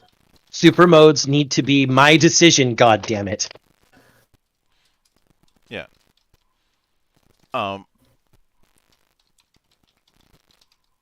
Now, when it comes to weapons, the idea I'm still keeping the idea that you're utilizing magic weapons because there's going to be artifacts all over the place when you're dealing with a country with this amount of history. And the fact that you're on the borders of the country and intermixing with other countries. Mm-hmm. But instead of them, obviously they can't drain focus because we don't have focus. The approach that I'm considering is one. There are workaround to those who have high defense against body type damage. So, say you're a lot of the equivalents of heavy guys in a lot of beat 'em ups. Mm-hmm. Would probably if you tried and use martial attacks, it probably wouldn't do as much against them. But if you use weapon attacks, it would do significantly more. Makes sense. Not to mention the fact that I mean, I don't hate to do this because I absolutely love Devil May Cry, but looking back at Devil May Cry 5, especially, every character in the game, their movesets change constantly depending on, well, A, who you're playing, and B, which of their resources you're using. I'm going to look at Dante, though, because Dante's the quintessential style switcher. Not only do you have 4 styles you can switch between, Trickster, Gunslinger, Swordmaster, and Royal Guard, you have, I think it's 7 slots for melee Devil Arms and 7 slots for ranged Devil Arms that you can change between constantly. Mm-hmm. Which leads to, when you watch True Style of Devil May Cry 5, you hear Gunslinger, Trickster, Swordmaster, Slinger, Gunslinger, Trickster, over and over again as they're switching styles. And then you also watch as the bar at the bottom is switching between 5 different weapons at once. And you're like, the fuck are you guys doing? And then you watch enemies just kind of explode. Mm-hmm. I love True Stylers, but holy shit, I will never ever be able to play like that. And part of me is severely impressed, and another part of me goes, but I want to do that. I just don't have the time. Now you know how I feel watching pro Tetris players. I just don't have the time to devote to that. Yeah, you want to feel your skills die a slow death. Just watch any high tier Tetris player and some of the shit that they're able to get away with. What's funny is some of the VTubers or Hololive are high tier Tetris 99 players. And Tetris 99 can get nasty, even if it's just a simple concept of take BR and mix it with Tetris. Yeah, but the big point here is that switching to a weapon style can not only change what damage type you're doing, but it's going to change your toolkit, your actual movement toolkit as well. Switching from a martial style that is usually they're closer range because they're fist styles, they're hand to hand, and they're probably quicker and much more aggressive in many different ways, is going to be much more different than, say, switching over to a spear or a sword or dual swords, which give you additional range and different hit zones and different ways of spacing in battle. Now, So the other advantage, quote unquote, that weapon styles were supposed to have is the higher tier ones would do more damage than other styles, but you don't really feel that difference. So here's what I'm considering. I've put, when it comes to enemies, I have 3 categories: okay, regular, heavy, and supernatural. okay, Um, Regular enemies would just be mooks or some variation of advanced mooks. okay. Heavy enemies, these could either be some big guy like say Hart in Fist of the North Star, Or or just somebody in a lot of armor. or Black Roland. Yeah, and Met and supernatural ones is going to be, what would be your lost spirits, your demons, your demon adjacents, because of the we'll get into this when we talk about Karas in a little bit, but it is a bit of a pet peeve when the whole of supernatural life in a lot of Asian mythologies is just summarized as demon. Yeah, Yeah. it's a touch more nuanced than that. Just a shade. Well, especially since in Chorus the term used is yokai, which is more like mystical being than demon. Yeah, well, I mean, you could maybe go so far as even to say goblin, which is like mystical being with like a negative connotation, or like monster, but even that's really giving short shrift to the concept. Like Yaokai can be anything, as like it could be a ghost, it could be a fallen god, it That's could the be an point. actual demon. Like it's just such a broad term.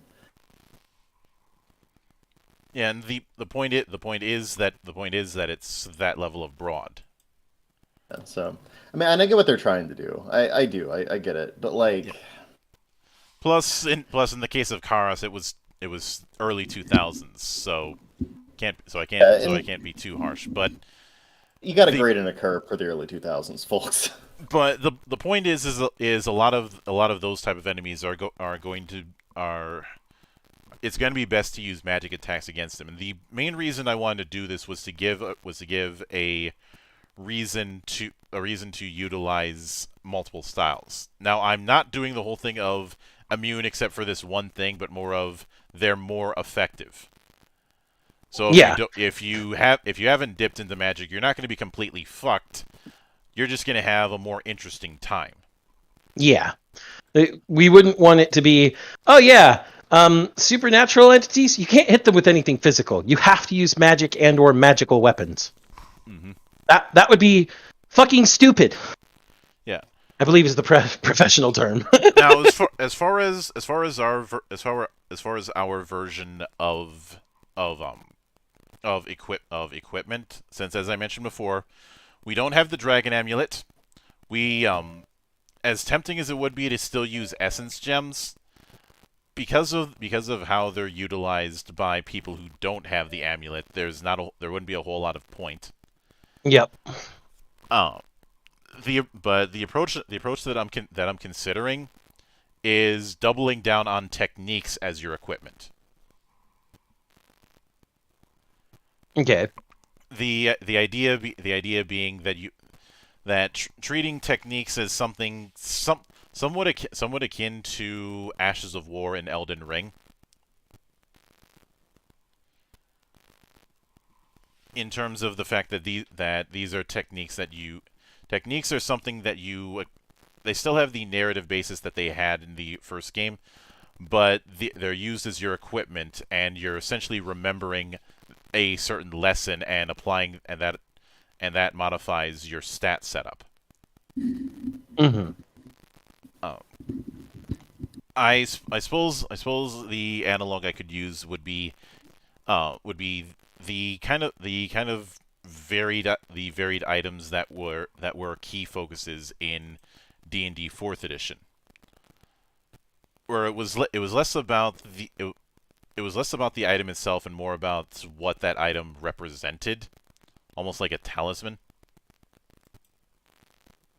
Well, the strange thing is that's actually something that kind of reverberates through a lot of it, especially Wuxia stuff. The idea not of like, say, like a sword in and of itself, but like what a sword represents. Like they all have little nicknames. Like the sword is like the gentleman of weapons. Oh, So there's well, something there you could dig into, I think.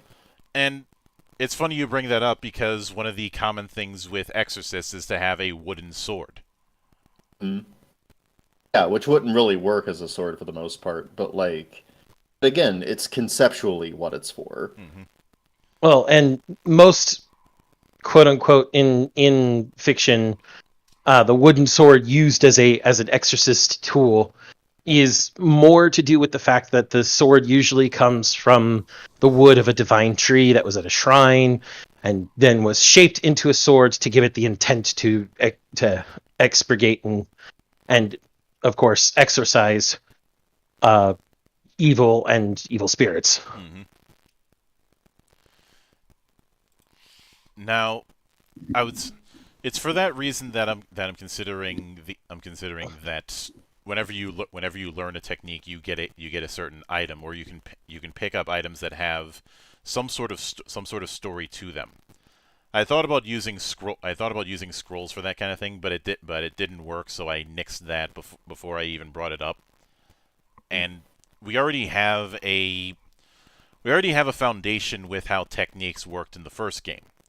Mm. This is just taking a new spin on it. Um, and hell, an item for a technique could be a essence gem that you end up getting, but it's not going to be used the same way. Yeah. Um, So yeah, and I'm interested in like just the general way you improve and change throughout the game. Like, how far are we departing from the original way Jade Empire did it? Like, what is our thought process for why we're departing in that way, and why are we taking the direction we're going to take it? Part of it is narrative because, as I said, the method for equipment that was used previously we don't have access to. Mm, Our protagonist yeah. in this isn't a spirit monk.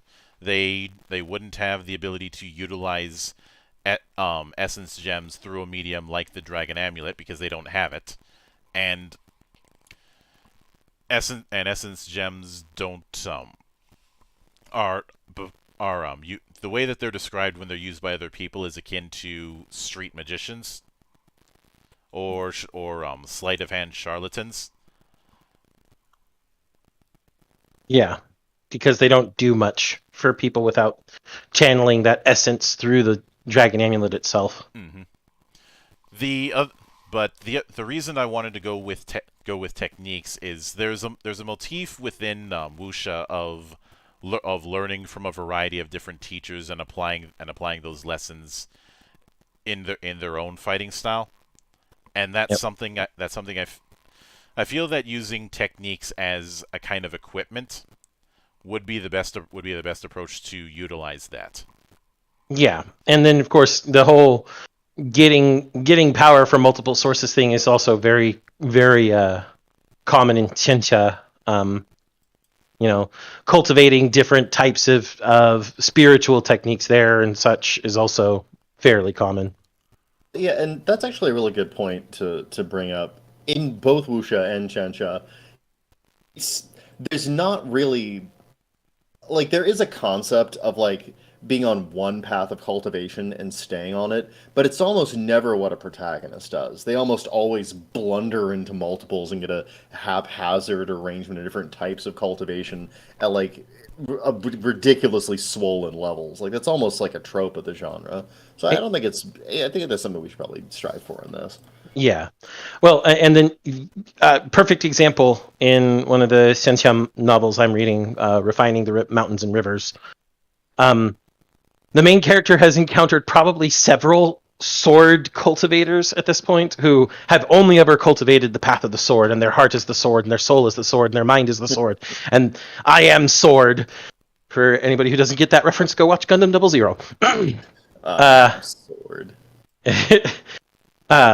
Ore wa Gundam. Again, don't get the reference? Go watch Gundam 00. But I just love that delivery. well, that's how Setsuna says it. So I mean, and then of course the main character Chinyu, he has blundered into perceiving way too many rules of the universe to the fact that he can no longer take the normal path of cultivation and has to go for the true god path. B has blundered into understanding that light and darkness are the same thing and come from the source of all origins, and has now been cultivating this source origin body. And C has blundered into the laws of space and time themselves. And even though he can only do a tiny bit with either one, it's better than anyone at his level could ever do. Yeah. So yes, mishmash away.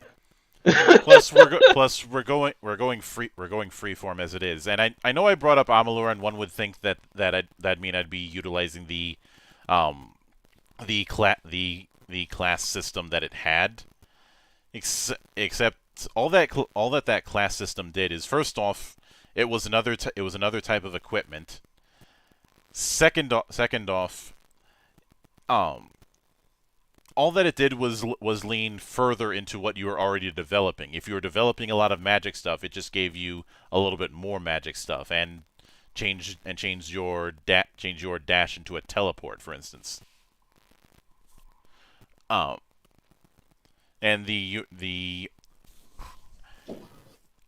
I would to that end, I had thought of having attribute requirements for certain styles, but I decided no, that's a little bit too Souls-ish.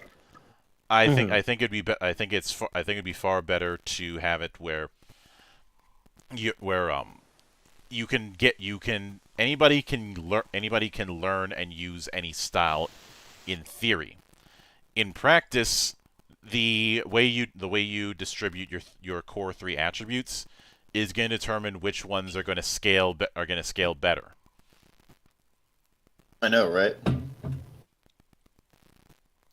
I find that because a key design ethos would be rewarding experimentation. That no matter what, you can always get yourself out of a bottleneck if need be. Yeah. It's not a case where you're with a lot of games that have some sort of archetype approach. By the end of the game, you've locked yourself into one particular style. For good or for ill. If I need to use an action RPG example, Elder Scrolls. Okay. I mean, there's nothing wrong with focusing, but the difficulty is always, because focusing has an obvious benefit. As you continue to focus on one thing, you get better at the thing. When you compare that to taking more than one path, it's not clear. The trade-off is that you get less good at one thing, but you also get good at different thing. And unless those things give you radically different advantages, and there's a clear advantage to having both of them mixed in those proportions, it's not clear why you would step out of being good at one thing. So, if you want to encourage experimentation, it's always an uphill battle. You've got to think, distinctly, this thing has to not just be... It has to almost be not comparable. I'd say the best way to deal with that is the fact of having hard counters. I think you're right. I think by segmenting it into all or nothing style gameplay, like the rock, paper, scissors you're going for, you naturally encourage someone to diversify so they can be as effective as possible. Well, just to use an example of what not to do, even though you had a whole lot of variety in how you could build things, and even set up presets that you could switch between on the fly in Mass Effect Andromeda, most people didn't use it until maybe their second playthrough. Yeah. The reason for that is is certain things, especially for tech and biotic, like say stasis, cryo and stasis. When there's the fact that you can take that option without a downside, what's stopping you from taking that option and just abusing the same combo all the time? That's not a commentary. That's only a slight commentary on a game's design. And I think this is the reason why a lot of game designers will use some sort of class or archetype system, because it's easier to build counters around that.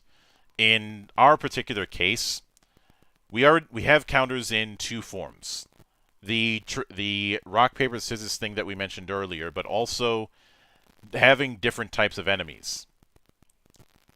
Yep. Which we've already broadly segmented as well. Mm-hmm. I think this is good. I think that's a robust enough, because there's differentiation of challenge there, and it necessitates a differentiation of approach. So even if you're the master of rock style, if 1/3 of the time you're fighting paper style enemies, even if you're unbelievable at rock style, that still sucks. Yeah, you're still going to be at a disadvantage and things are going to take longer. And to that end, consider the enemy variety in, say, the Arkham games. Yeah, you've got the normal mooks, the upgraded mooks, the knife mooks, the electric baton mooks, the shield mooks, and etc., etc. And because of that, you can't just rely on one strategy all the time. You constantly have to switch things around. Yep. Mm-hmm. And that's the same. That's even the same in. I'm going to continue to use the godfather of all character action games, that being Devil May Cry. It really is. Everything stems from when Hideki Kamiya was like, I'm going to make Resident Evil 4, but then it's not at all like Resident Evil 4, so now it's Devil May Cry. Although, if we're going down that route of it being the godfather of it, would you say Dragon Valor is the prototype? Probably, yeah. Probably. A lot of the stuff that would be refined in Devil May Cry was kind of hinted at in Dragon Valor. Mm-hmm. But I'd say now, as far as companions, I do think having them can be one option. I obviously wouldn't have a full 3-person party. That'd be a little bit too crazy. But a protagonist and their companion would certainly work. And to that end, I think that covers everything when it comes to the mechanics end of things. I can't think of anything that we've really missed.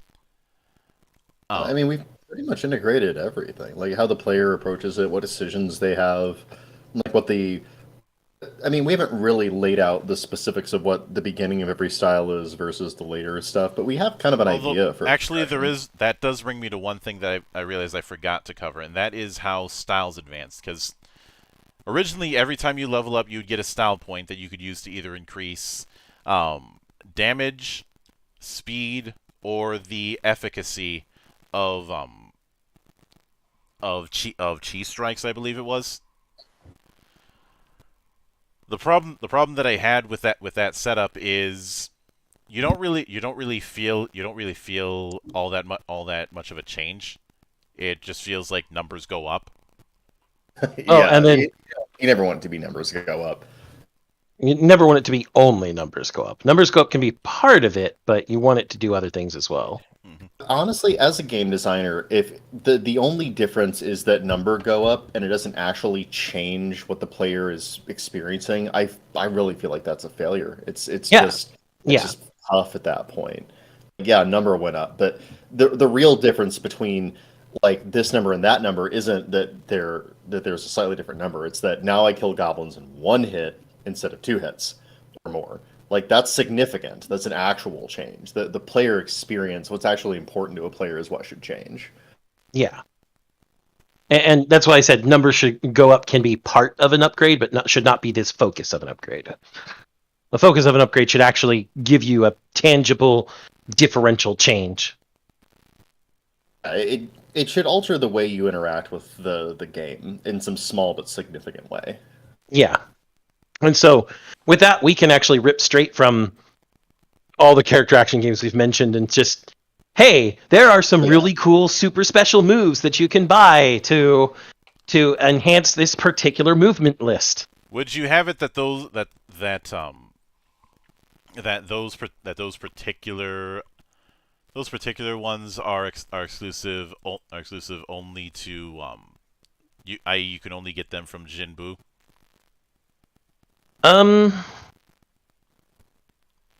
Maybe. I'm thinking more like the intermissional stores in games like Bayonetta and Devil May Cry and all those that sometimes have the statues. Yeah, in Bayonetta you got those techniques from, repeat after me, the Gates of Hell. Yeah, and the only reason you're bringing that up is because you're black. Fuck Rodon. If only I could no-sell getting hit with a coffin like he does. But, and of course, in Devil May Cry, you have the statues to the God of Time. Yeah, at least in most of the games. Mm-hmm. And I'd say to that end, Zinbu,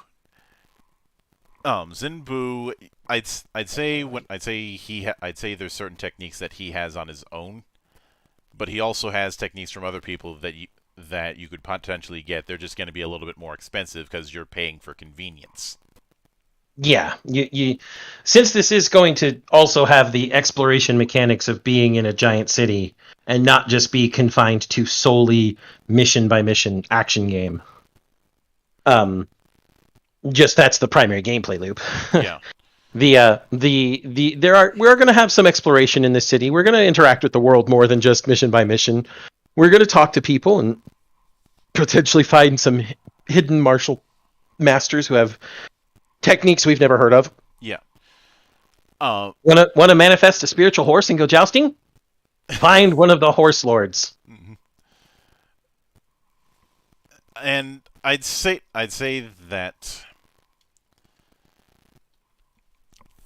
your connection to a supernatural being allows for that stuff even more.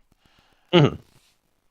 Now, once you get your super ability and you're tied to whomever is sharing a body with you, you'll probably be able to interact with more of the spiritual side of things and get some really cool tidbits and extras from them as well. Mm-hmm. Maybe not full on techniques, maybe just a move here and there, or maybe some really cool like utility ability. Hell, that could be a way you get a better traversal technique for the city. Yeah. Ooh. Want to go wall climbing? Find the gecko demon who teaches you how to climb walls. Mm-hmm. Now I would say now, given that there's one bit of before I get I want to hold off on that for a sec. The other thing that I'd want to do is lean into the dialogue wheel that BioWare was already starting to lean into anyways. However, I would not go with the open palm closed fist dichotomy. Well, and it's a little too all or nothing. Yeah, and I always hate the darkness versus the light. Oh, well, here's the thing. If you look at the way that open palm and closed fist philosophies are described, they're not supposed to be that. They're not supposed to be that. They just become that in practice. Yeah, in theory they aren't supposed to be that way. In praxis, they are absolutely that way. Mm-hmm. And that's a failure to implement the sources correctly. I would actually say it's Paragon Renegade. I would actually say it's more of falling on bad habits. Yeah, Paragon Renegade did it a lot better in Mass Effect 1 and 2. Mm-hmm. especially the fact that you can headbutt a Krogan. It's a renegade prompt, but it's still the best outcome. I'm not kidding. You headbutt that Krogan. Oh, you do know our ways. Okay. Well, the thing when it comes to that, I think the other reason that they were able to get that it was able to be done better with Paragon and Renegade is that it wasn't on a unified scale. Yeah. They were separate gauges. Yeah. And you could max out both if you really wanted to. Mm-hmm. And I think we should have that, actually. If we are going to have different ethical or otherwise different philosophical and epistemological viewpoints.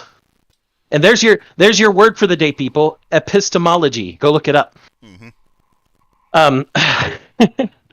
But if we are going to have those different frameworks and viewpoints, because not only say it with me again, this entire place is a cultural melting pot. Mm-hmm.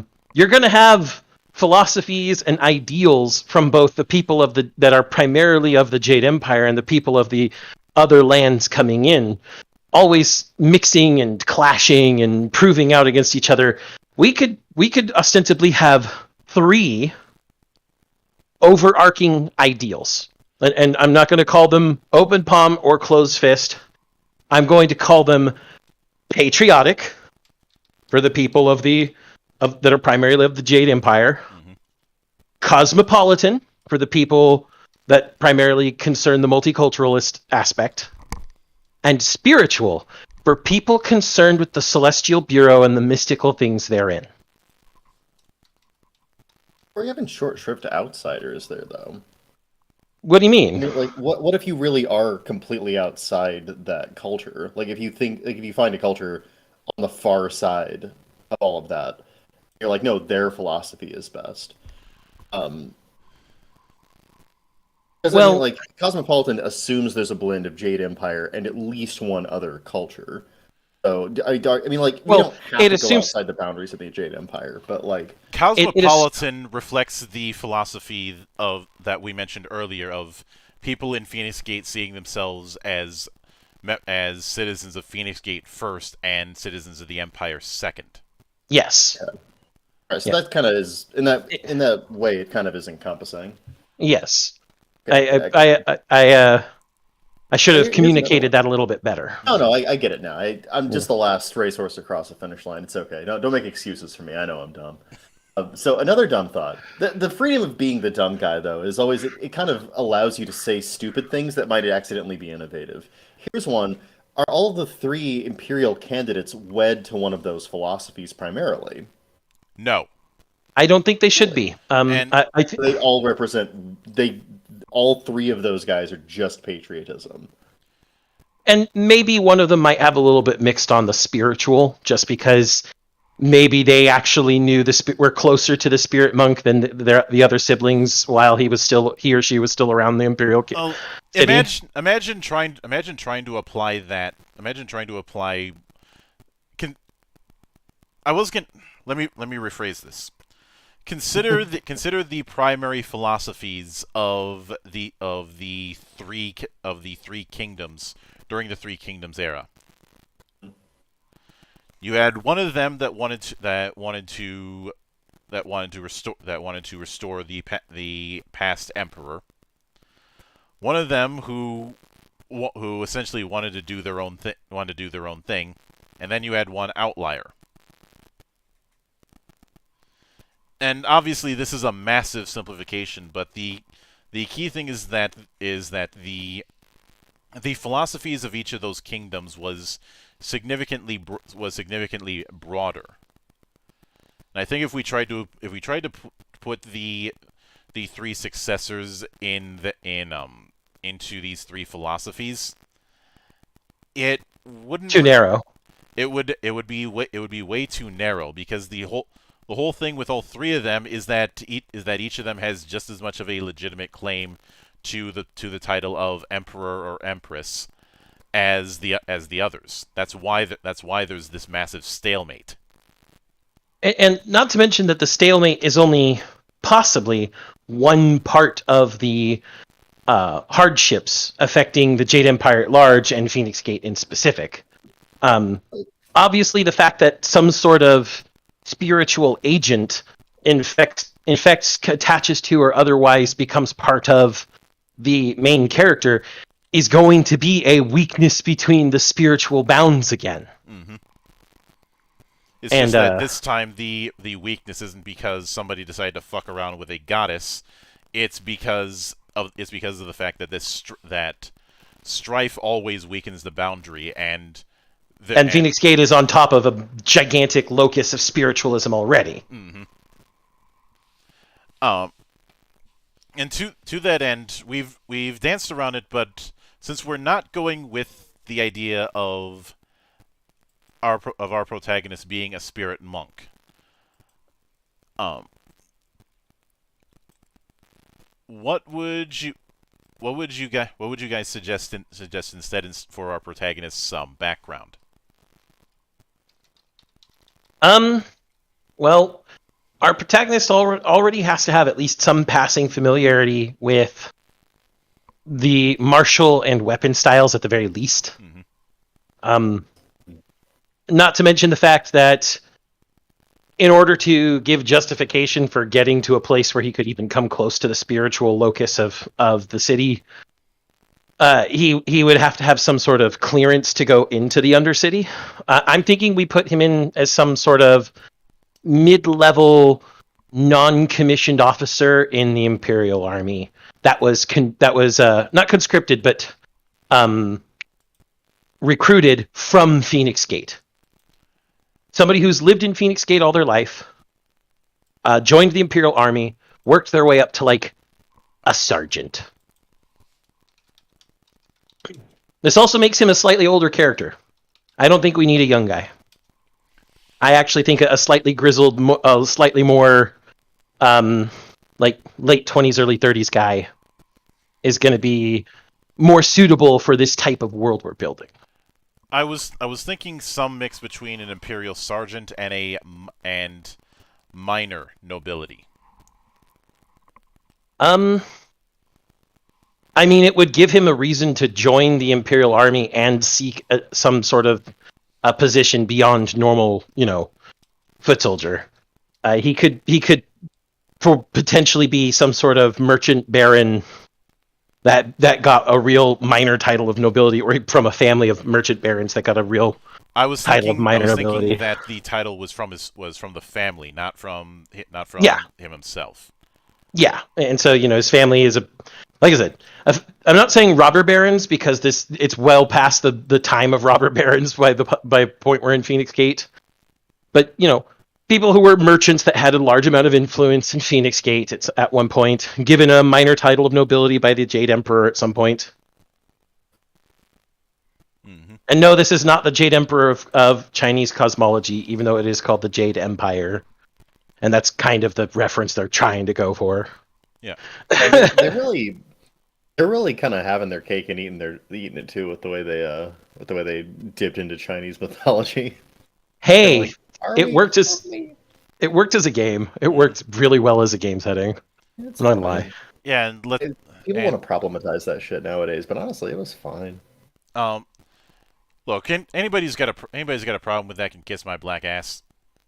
because the people who I often find have a problem with that are the same people who have been giving me shit for 20 years regarding Legend of the Five Rings.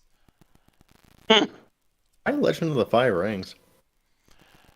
Like, well, they were like seriously like going after like Legend for being like not like actually Japanese. It's really clearly not Japanese. Yes. They go after it because it's Japanese inspired, but not actually Japanese. That's literally the point. That's what I've said. It's made explicitly clear in all the books for years that they're not trying to. This is not trying to be some historical take on feudal Japan.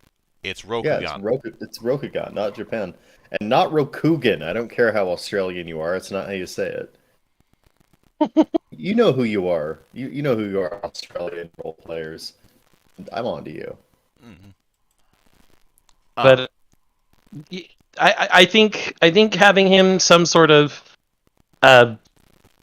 nephew or cousin or whatever of this minor noble family descended from merchant barons is the best way. It gives him a familiarity with the city because he'd be expected to have it. They're merchants first and foremost. Fuck our title of nobility, that just greases palms for us. Okay, so we make money first and foremost. I do like that attitude. Here's my counter pitch. Put him in his mid-40s and make him a grizzled street cop, so you can kind of do a Hong Kong crime thriller thing. You Think Hong Kong want Dirty you Harry. want us to do Jackie Chan. Don't even try and bullshit me. Look. I do. I'm not gonna bullshit you, but it would be awesome, wouldn't it? Um, Don't lie to me, Monk. You know I'm right. Give in to the dark side. You're only saying that because he's black. fuck off.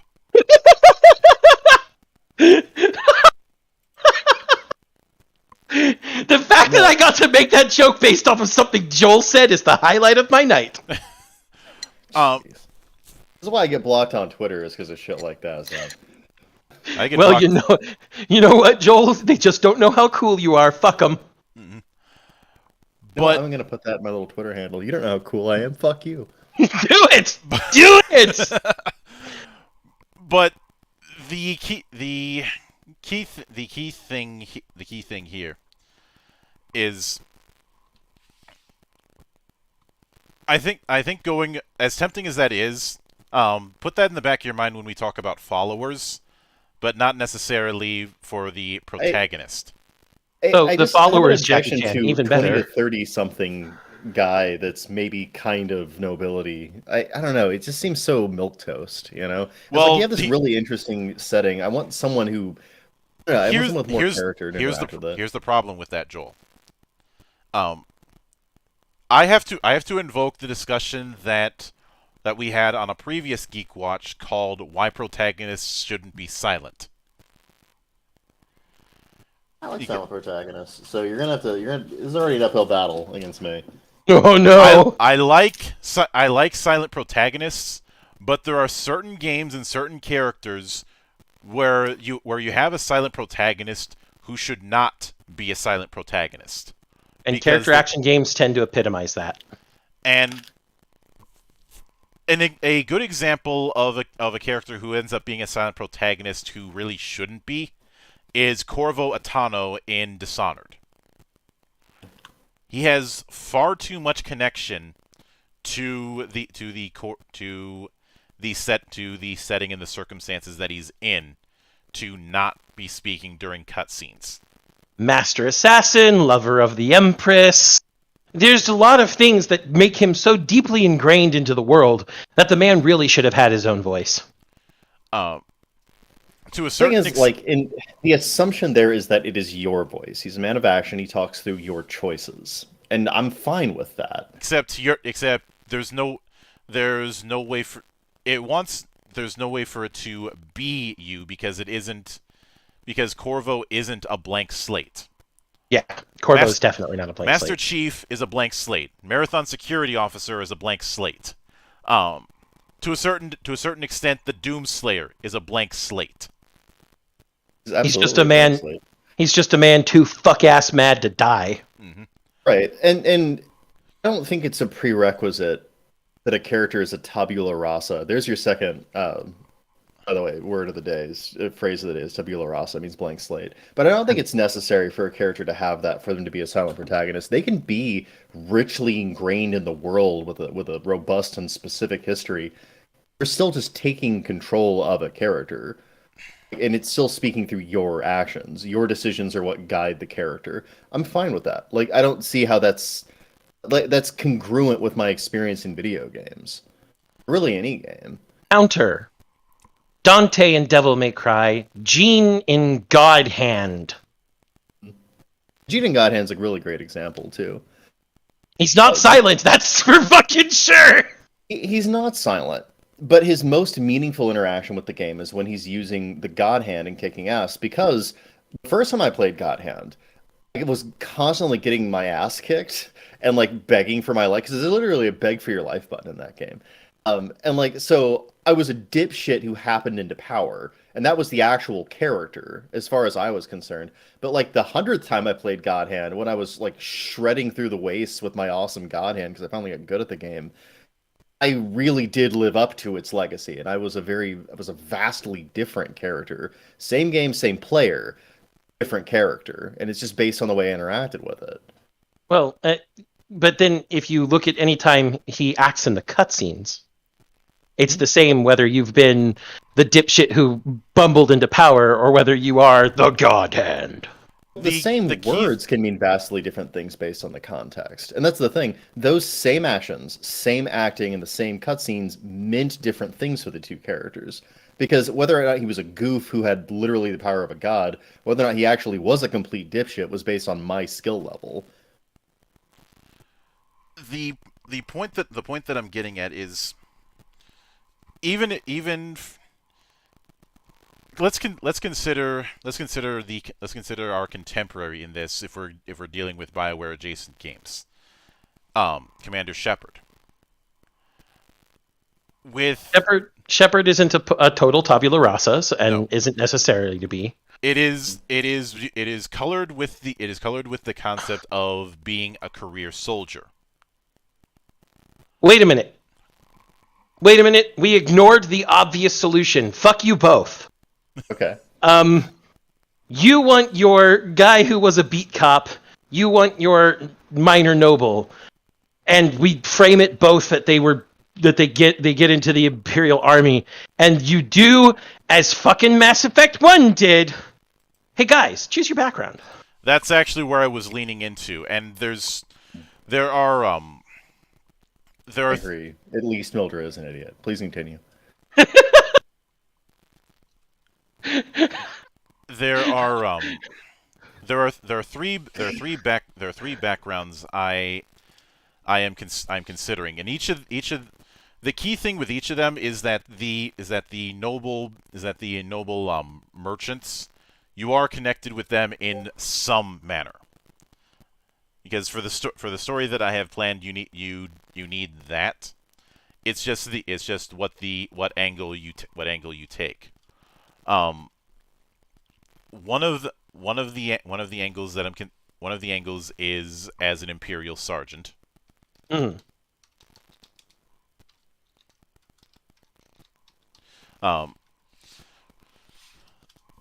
One that has you essentially have your particular rank and training, but you've only been dealing with skirmishes, bandit patrols and the like. So the premise of an outright war is something that would be outside your pay grade, even at that rank. Mm-hmm. The second one that I'm considering is a member of a type of a warrior monk order. Well, I was actually thinking because you're from what I'm seeing right now, you're consigning these three roles to the three ideals earlier. The Imperial Sergeant would be patriotism. This warrior monk would be spiritualism, and then either a member of this noble family or being a noble from another family connected to this family was cosmopolitan. I was actually considering somebody whose family runs a medium-sized martial arts school within the city. Okay, and that would still be the cosmopolitan level. Mm-hmm. But my counter for your spiritualism level, an immigrant from outside Phoenix Gate who moved in, whose society, for whatever reason, has a much more spiritual bent. Immigrants, people coming from outside of the Jade Empire, are going to be coming through essentially lands of chaos and bloodshed. Mm-hmm. They're going to know how to fight.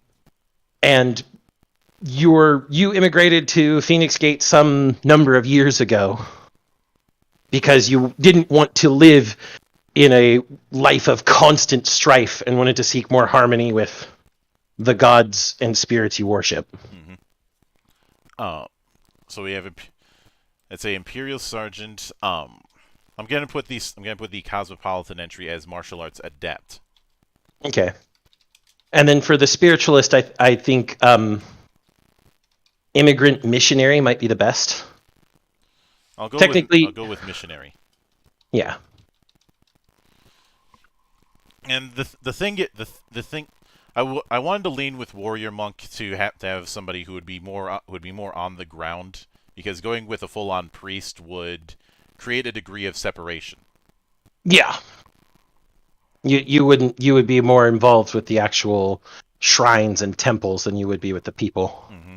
And as far as how a missionary would get involved with a merchant family, the approach that I'm thinking is that you ended up protecting their interests at one point, and that's how you got in good with them. Makes sense. The point is, regardless of which route you take, you are on good terms with this family, and you to a certain extent have some of their resources at your disposal, as well as some of the connections. We also have to have giant robots. Have to or want to? You read the meme. I saw you 100% it. Have to. I did. You know my Achilles heel, and it's giant robots. Well, we already have. Derailed. We can't do the Jade Golem a second time, man. Who said the Jade Golem? I propose that the final battle is the main character getting to the center of the spiritual locus and turning the entire city into his giant robot. God damn it. We're gonna Gurn this shit, god damn it! But as far as followers, I do think that there should be at least one that represents each. I'd say one of them would be our beat cop, our Jackie Chan. I think we just call him Jackie Chan. There we go. That's our follower. Yeah. I'd say one of them is more akin to a local priest. That way we actually have the deeper spiritual connections. Mm-hmm. And the love of the gods is wide and deep. Yeah. And our third one would be akin to a martial arts student who we're on friendly terms with, essentially our equivalent to Dawn Star. So another disciple that we're on the same level with. Got it. Mm-hmm. Yeah. Whether it's a disciple of the same school or a different school, that is not important. Mm-hmm. I mean, it's more fun if it's a different school, but you're right. I don't think that's actually a material point. Yeah, the point is that it's somebody who you've had a friendly rivalry with for some time. A contemporary. Mm-hmm. And there's your third word for the day, by the way, people. If they don't know contemporary, they can fuck off. Come on. Have higher standards for yourselves, people. Learn the word contemporary. I do think one type of follower we should have after they end up getting access to the Harmony system is an exorcist. Ooh. One who joins them only to try and separate them from the thing that gives them harmony. Who is more they tried, it didn't work because it's not that type of possession. Because now they're studying them like, you're a unique one. It'll take more work to get you out of this poor person. More of I'm keeping an eye on you just in case anything funny happens. Don't do anything funny. or I might have to set your host on fire. But I'm not the one who did anything wrong. It doesn't matter. Yeah. Yes, that would be a most unfortunate consequence. If I have to kill you to save the city, I'll kill you to save the city. You dick. I would say, I would say having our equivalent to Kang the slightly less mad. Slightly less. I mean, why don't we just have Kang the Mad? Or better yet, why we take the ending where Lord Lao gets chased out of the Celestial Realm and he's taken up residence in Phoenix City in the last 100 years. Mm-hmm.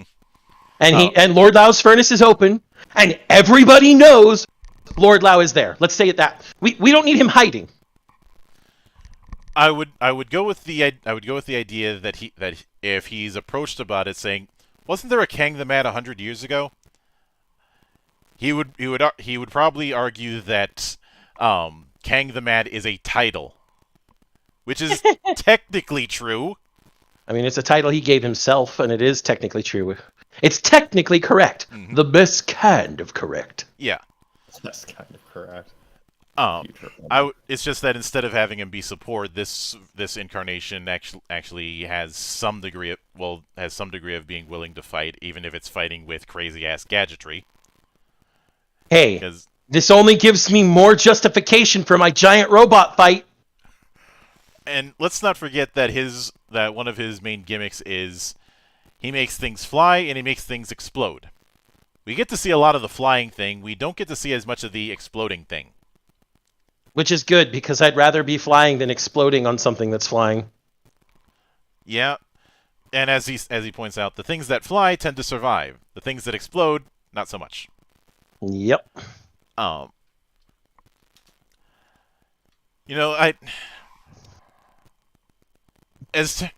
do want to have one companion who's meant to be a bit of the crazy one, and as tempting as it would be to have a descendant of the Black Whirlwind, I'd rather have somebody who leans into the archetype of the beggar sect.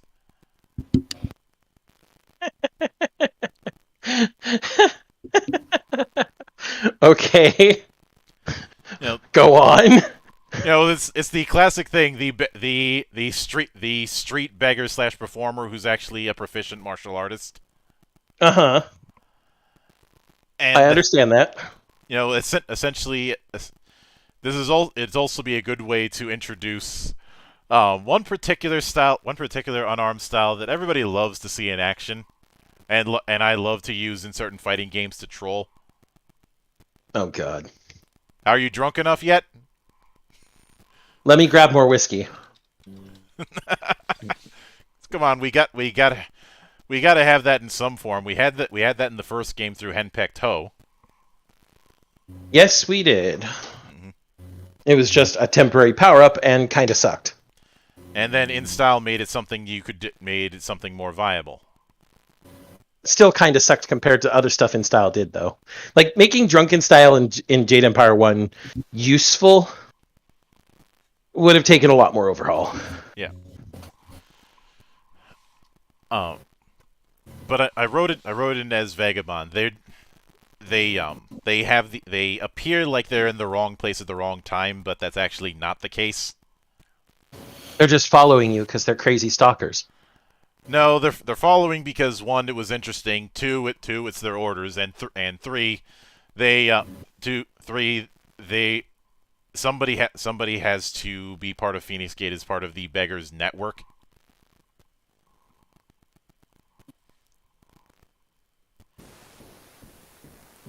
Because the beggars are all over the place and exchange notes with each other all the time. Yeah, also I like the beggar sect. They're again a wonderful wuxia staple, and they're not the like everyone in the world knows what a beggar is. Like they actually serve like a societal function, and it's interesting that because I'm over in Anchorage now, and there's a huge homeless population here, and like that's kind of like a societal tragedy. It really sucks that there's all these like homeless people in this really like extremely cold part of the nation. But man, if they had super powerful kung fu, that'd be really rad. And I don't know. I always just like the idea of there just being like this brotherhood of like outcasts or the bottom rung of society, and they're like, you know what? God damn it, we're gonna make our own kung fu. With There's something just blackjack and really appealing hookers. about Mhm. that. Yeah, why not? I don't know. It's a fun little concept, And especially in a city, it really feels like it has good grist. You know. yeah, Are you saying that this is going to be martial arts street grifter, to use a Ranma term? I mean, if he stole it from Ramana, it can't be bad. I mean, remember that anytime anything was named martial arts in Ranma, Ranma immediately became the best at it. yeah. Martial arts tea ceremony, instantly the best at tea ceremonies. Martial arts ribbon dancing, instantly the best at ribbon dancing. You take something and turning it into a martial art, Ranma will become the best at it. No hands down. Yeah. He's the golden boy of martial arts. Now Zenbu would still be fulfilling his role and still be yelling. Would probably be yelling at you. Would probably be yelling.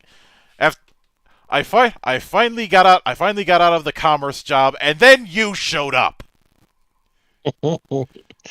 I finally they finally gave me back my old job. And I was finally tabulating all the good and bad merits, and then you, motherfucker. Why does there have to be one of you every goddamn century?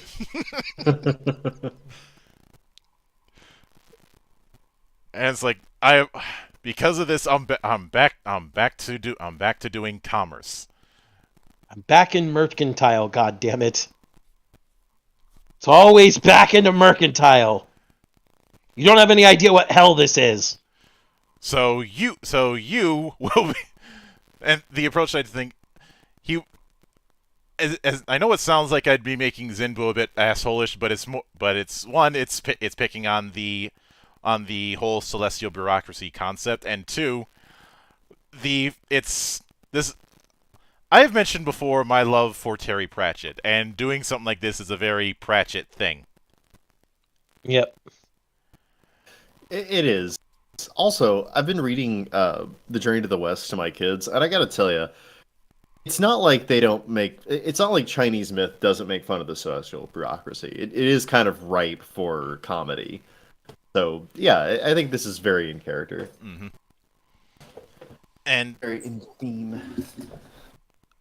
I would. He's still providing his services. But obviously he's not getting into any sort of fights because, well, that's not his job. And he's already in enough trouble for not doing his job adequately enough in one particular profession. Lord knows he doesn't need that. Lord knows he doesn't need that twice. Indeed. But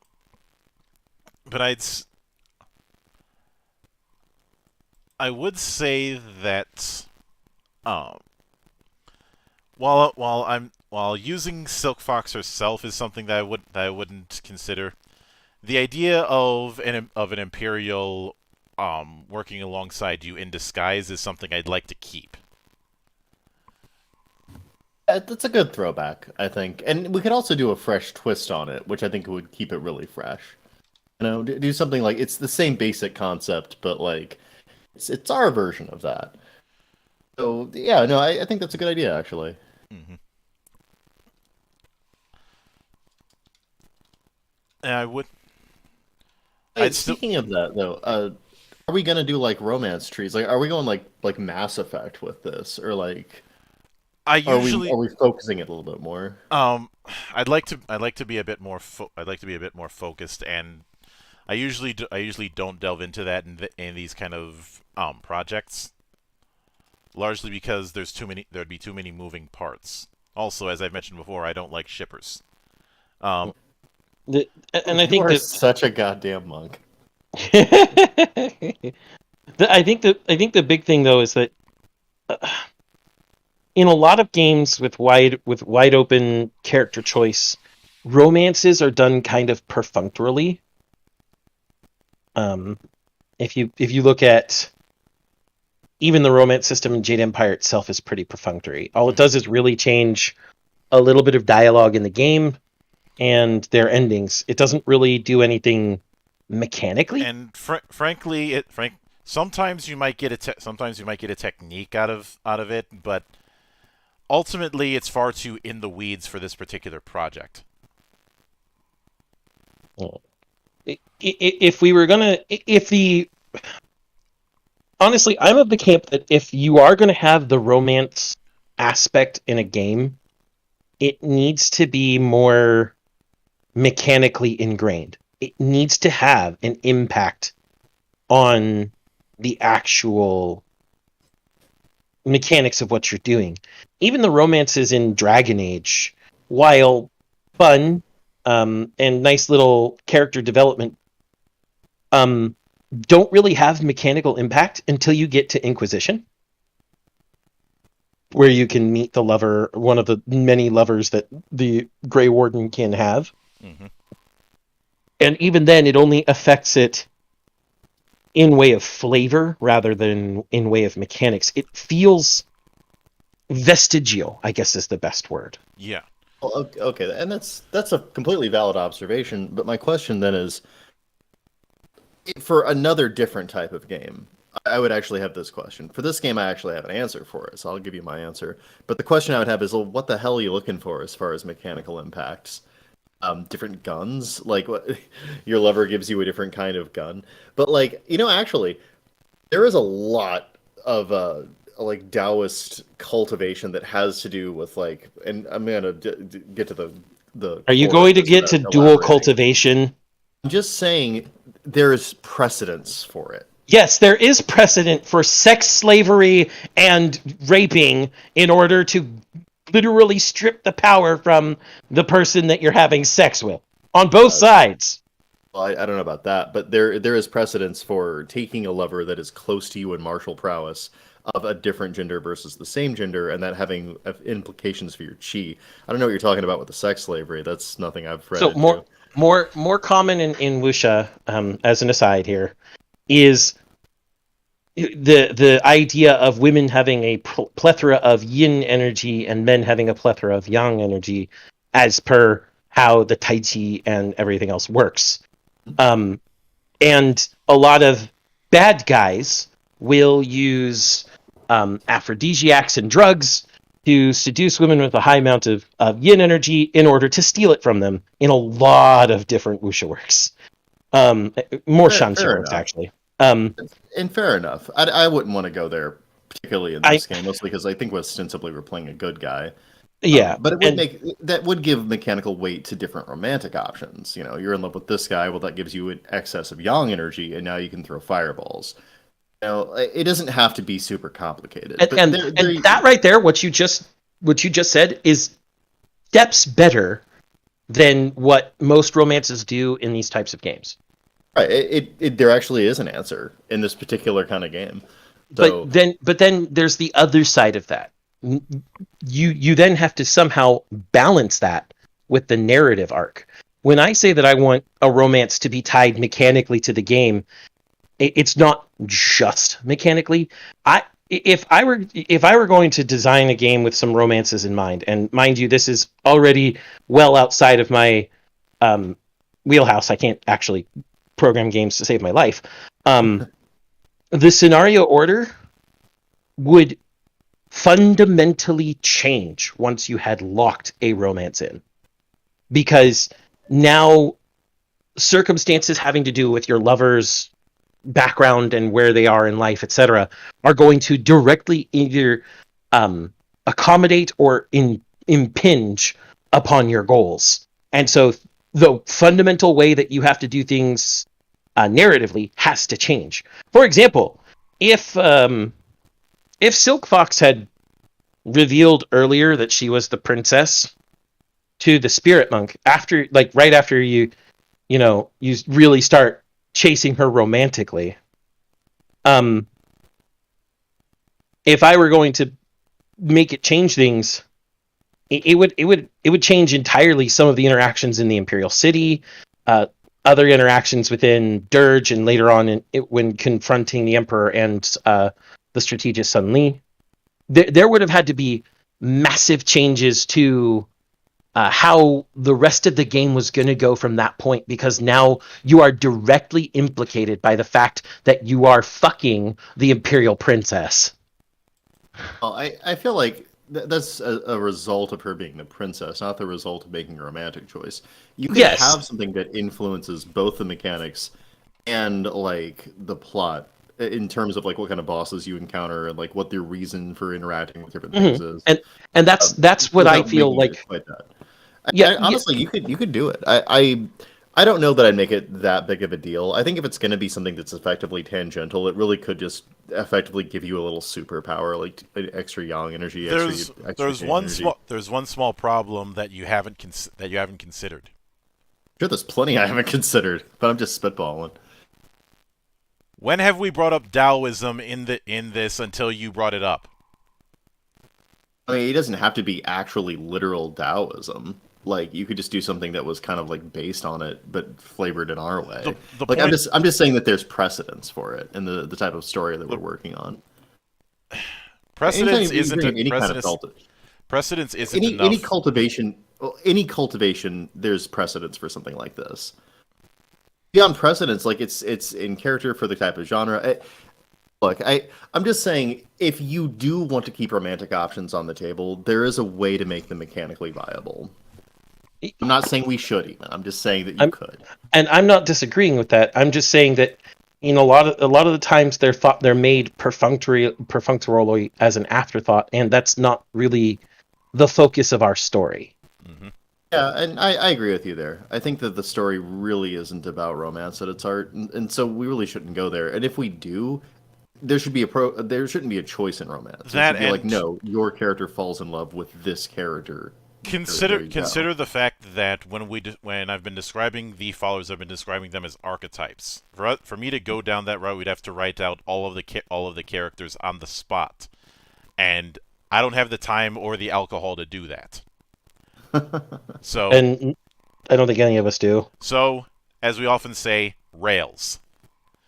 I think at this point we've went to the end of this tangent, so I don't feel bad about abandoning it. But let's see, 1, 2, 3, 4, 5, 6. That's 6 companions. How many did the original Jade Empire have? 3 merchants and 6 followers. It's not too bad. If I remember correctly. That's not too bad. I think we're close. I think we're reasonably close here. Mm-hmm. You would have essentially 10 follower slots, 9 active ones, and then henpecked hoe. Oh. Now, taking that into account, for whatever reason, maybe this is just me, but I feel like a cosmopolitan area like this is a perfect spot to have a somebody who's in some kind of master thief archetype. You mean essentially our rogue of the party, our street rat? Yeah. Don't we already have that with the with the beggar cult, as you put them? No, because he's not a thief. Yeah, beggars and thieves are very different things. I'm going to point at the Yakuza series and point how the beggars are the eyes and ears of the underground thieves of the entirety of Kamurocho, but I feel that's justification enough to say they kind of overlap. Well, they kind of overlap, but the the approach that we'd have with the vagabond is that he isn't that kind of beggar. Yeah. Okay. So, in that case, I am thinking that this is somebody who would do the whole thing of stealing from higher classes. You know, the Robin Hood aesthetic.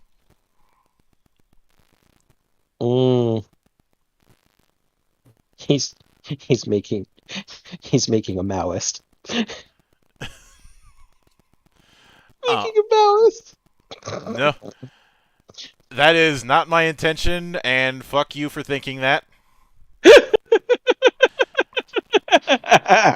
But it's more of the for him it's more practical, because if he steals 100 silver and gives five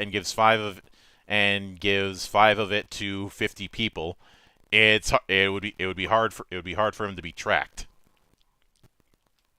Practical. Because he doesn't do it for the sole reason he does it is the sole reason that any phantom thief steals. For fun. For fun, and to say you had all those defenses and I still stole from your ass. Bum bum bum. Now I just have Lupin Ranger's theme stuck in my head. Thank you. Oh, on Saturdays we've been watching Lupin Part 6, so. Yeah, but I said Lupin Ranger. Mm-hmm. I'm talking Toku right now. Yeah, but I do think some form of phantom thief or some sort of master thief is an archetype we need. Right. Makes sense. You could also make that the Imperial Agent if you wanted to. Like they're super highborn and like they just love stealing 'cause it's fun. Now, the whole it's a little Crouching Tiger, Hidden Dragon, but yeah, we already with the approach that we have with the disguised prince is that they're able to get a read on things where using their actual name would draw too much attention.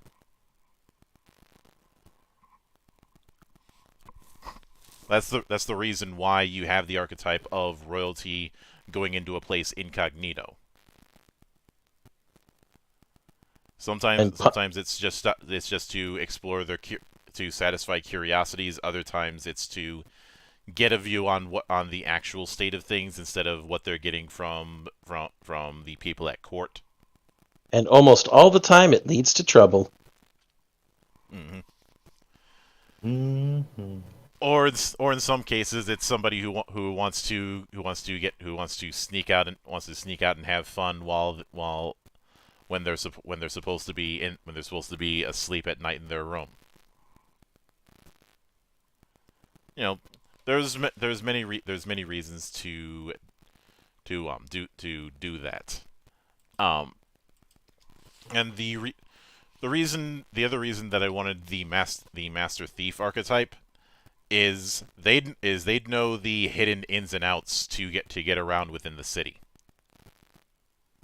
Thus opening up more areas of the city for us to explore as the game goes on. Yeah. And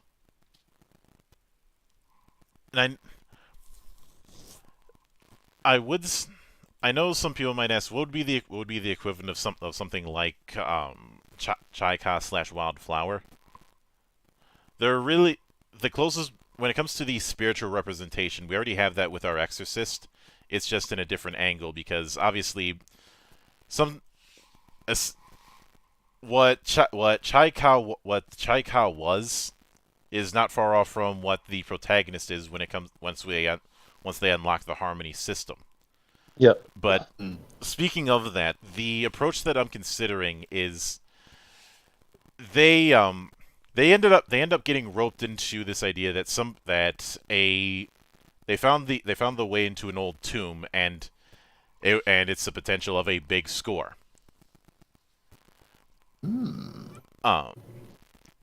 But when they went in there, they certainly were able to find the tomb, but one that ended up pissing off the tomb's guardian. As it would. And two, because like we said, the line between the physical and spiritual is weakening all over the place, but especially in a place like Phoenix Gate, where we have the whole issue with the ley line, which it's not something that anyone can actually tap into. What it does is that the physical and spiritual relationships are just significantly stronger because the line isn't as there's always a line, but with something like a ley line, it's a thinner barrier. Well, I would say that it's something that nobody currently, in current times, could tap into. But there's obviously legends of the ley line being directly used as a weapon. Mm-hmm. And the tomb they get into is kind of like this little branch area of where the main ley line nexus. It's not the main ley line's nexus, but it's an area that the ley line's energy reaches. And if you were to, for example, if you were to rewind time back to when that was the main city, it'd be like a branch temple compared to a main temple, essentially, type of thing.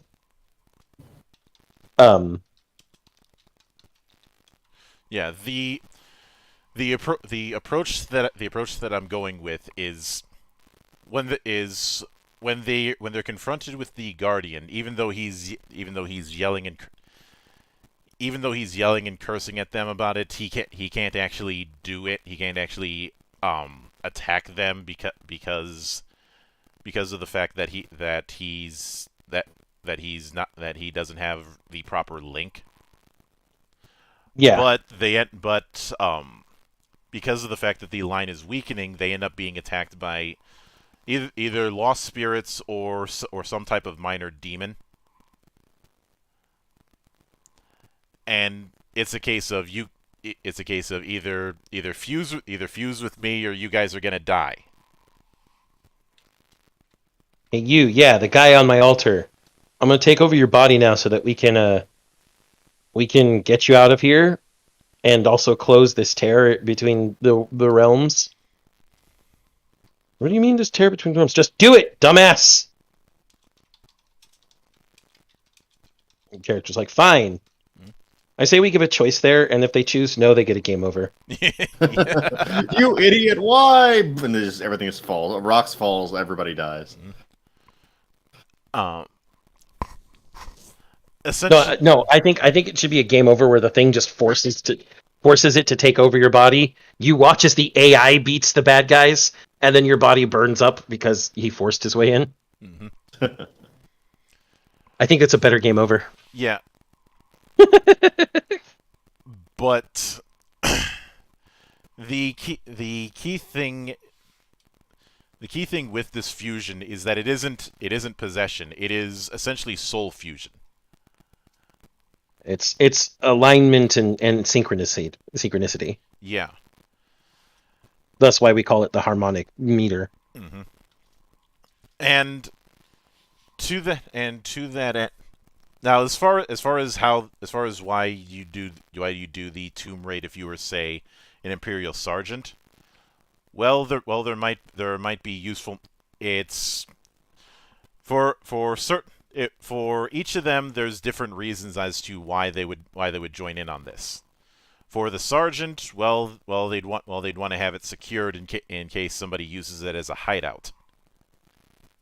Yep. For the adept, it's a quick score. And for the missionary, there's the idea of purifying the place.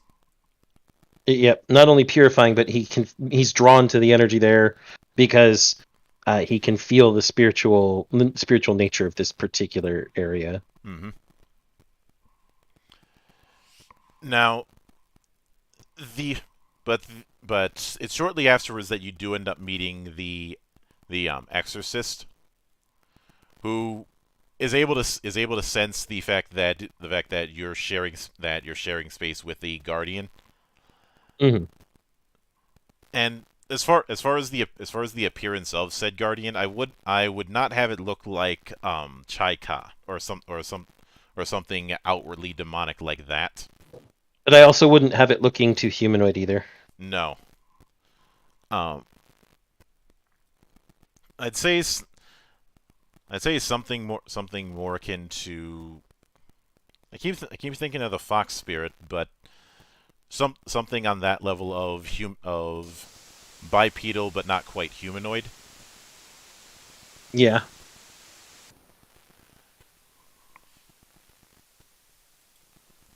But probably something akin to a horse demon. Oh, and again, I'm letting my Sinophile show here, but like, there's a grand wealth of weird ass Chinese mythological monsters you can choose from. Just so goddamn many. And like Yes. that's not even tapping into. I think we've mentioned both Korea and Japanese cultures, but like for ancient cultures, you've also got like mythological India, which had a huge cultural impact on China. So you could do like a version of that too, and just have an even weirder and bigger library of bizarre mythological creatures to choose from. So Especially yeah, considering we're in Phoenix Gate near all of these different cultures who would have brought all of mhm. their different spiritualism with them.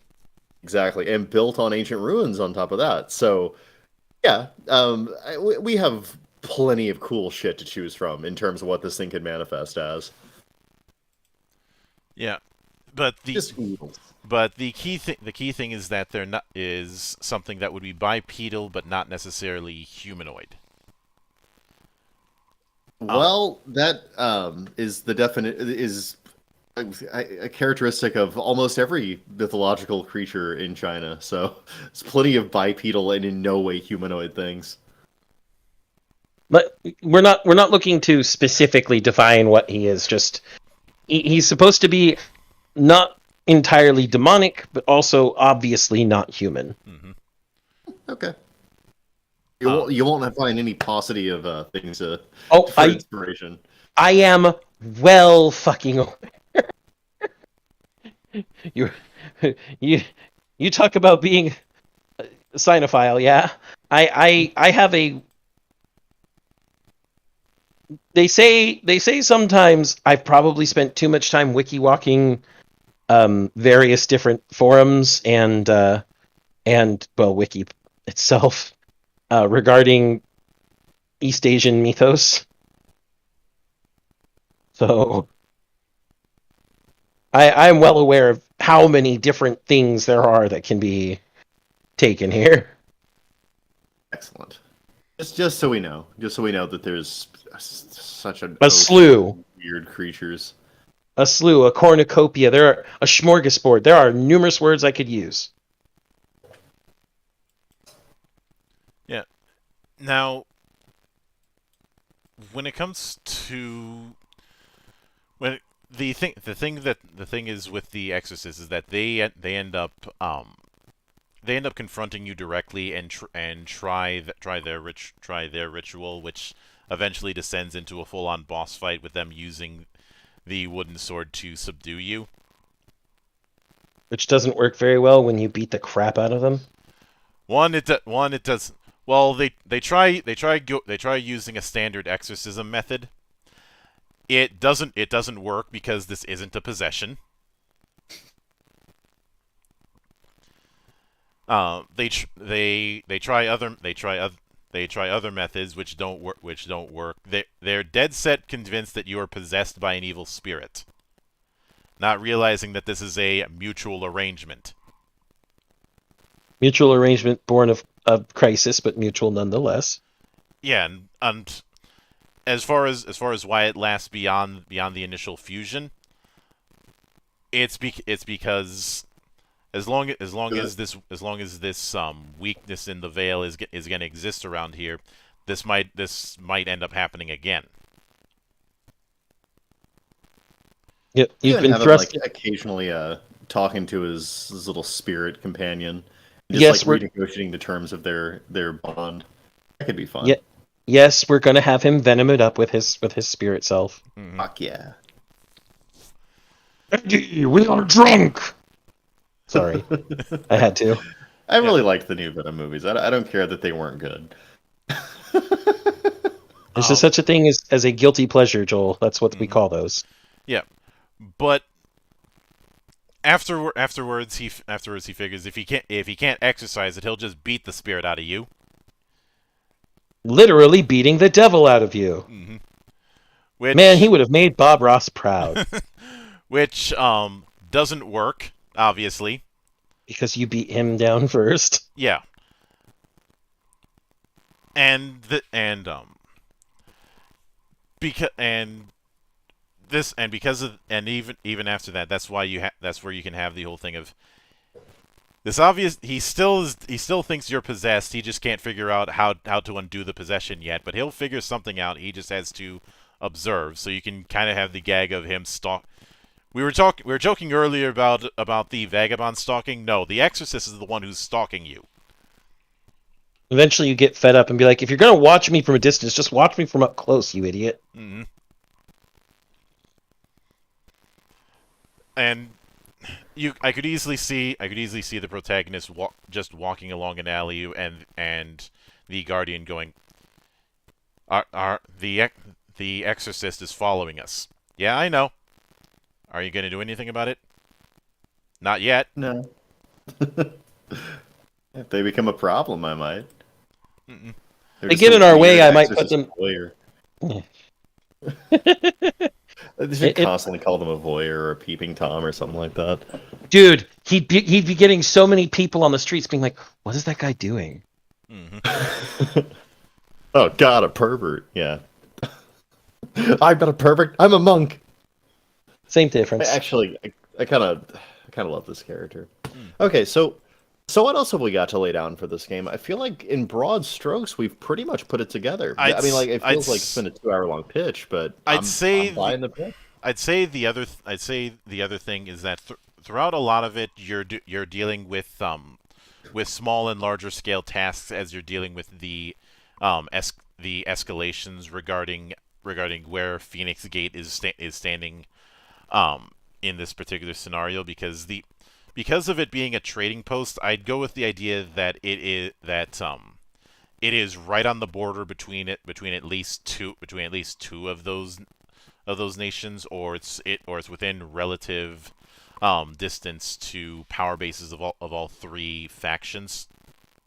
Mm-hmm. So it's a case of which side is it going to go with? Because no matter what, civil war is going to happen. But civil war is beyond this scope, and it's not. And if I were to do a 3, I wouldn't even cover it, because civil wars are always going to come and go.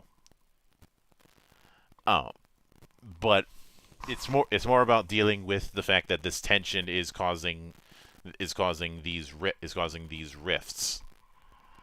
And I think the implication should be that if you can't repair the rift in Phoenix Gate,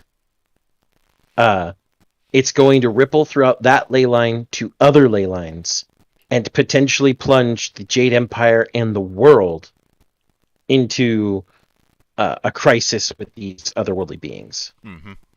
That's really good too, because it keeps the scope like big, but it keeps the location right where we want it. Like we never have to go outside the walls of Phoenix Gate. I actually kind of adore that.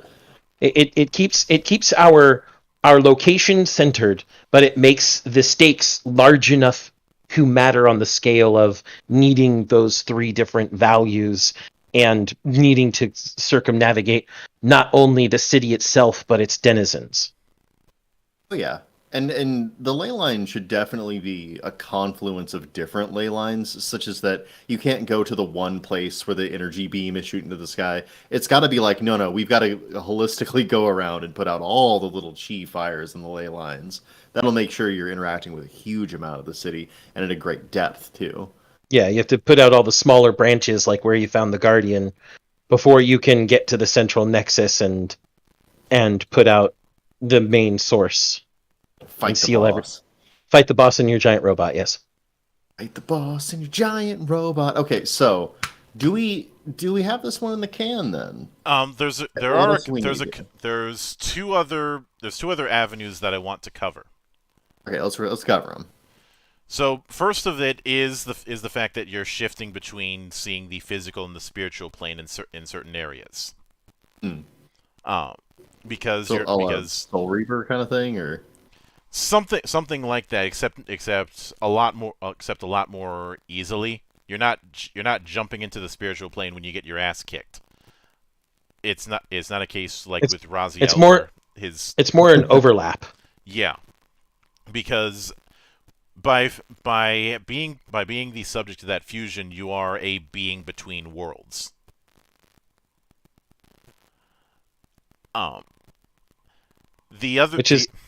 Which is why when you get the ability to see to delve into that, you start seeing more of the city's like spiritual beings, all the different creatures and such that are hiding away from humanity's eyes using, well, the tools available to them and doing their quests as well. Yeah. As well as fighting some of them. Because some of them are going to, because much like with normal people, some of them are going to be nice, some of them are going to be assholes, and some of them want to kill you. And some of them are probably being driven mad from this kind of strife. In the same way that you had spirits of the dead being mad by the frustration of not being able to pass on or not feeling the calling of the shepherd. In the first game, the reason why so many of the undead creatures were hostile was because they'd been dead too long and hadn't been passed into the afterlife. And it drove them mad. In this case, the strife, along with being on a ley line, is rippling up from the human world, is rippling into the spiritual world, which is then leading to the spiritual world breaking out and trying to A, end it, or B, corrupt it. Now, a lot of this would be gradual escalation as you see the bigger picture within the city. But the big reason that things would be escalating even further is that the leaders of all three factions have chosen to hold a summit at Phoenix Gate. Since it's not part of any of their entourages, it's ostensibly neutral territory. But that summit is also bringing all that negative emotion with them. That's never nice. Which obviously would be making things worse. I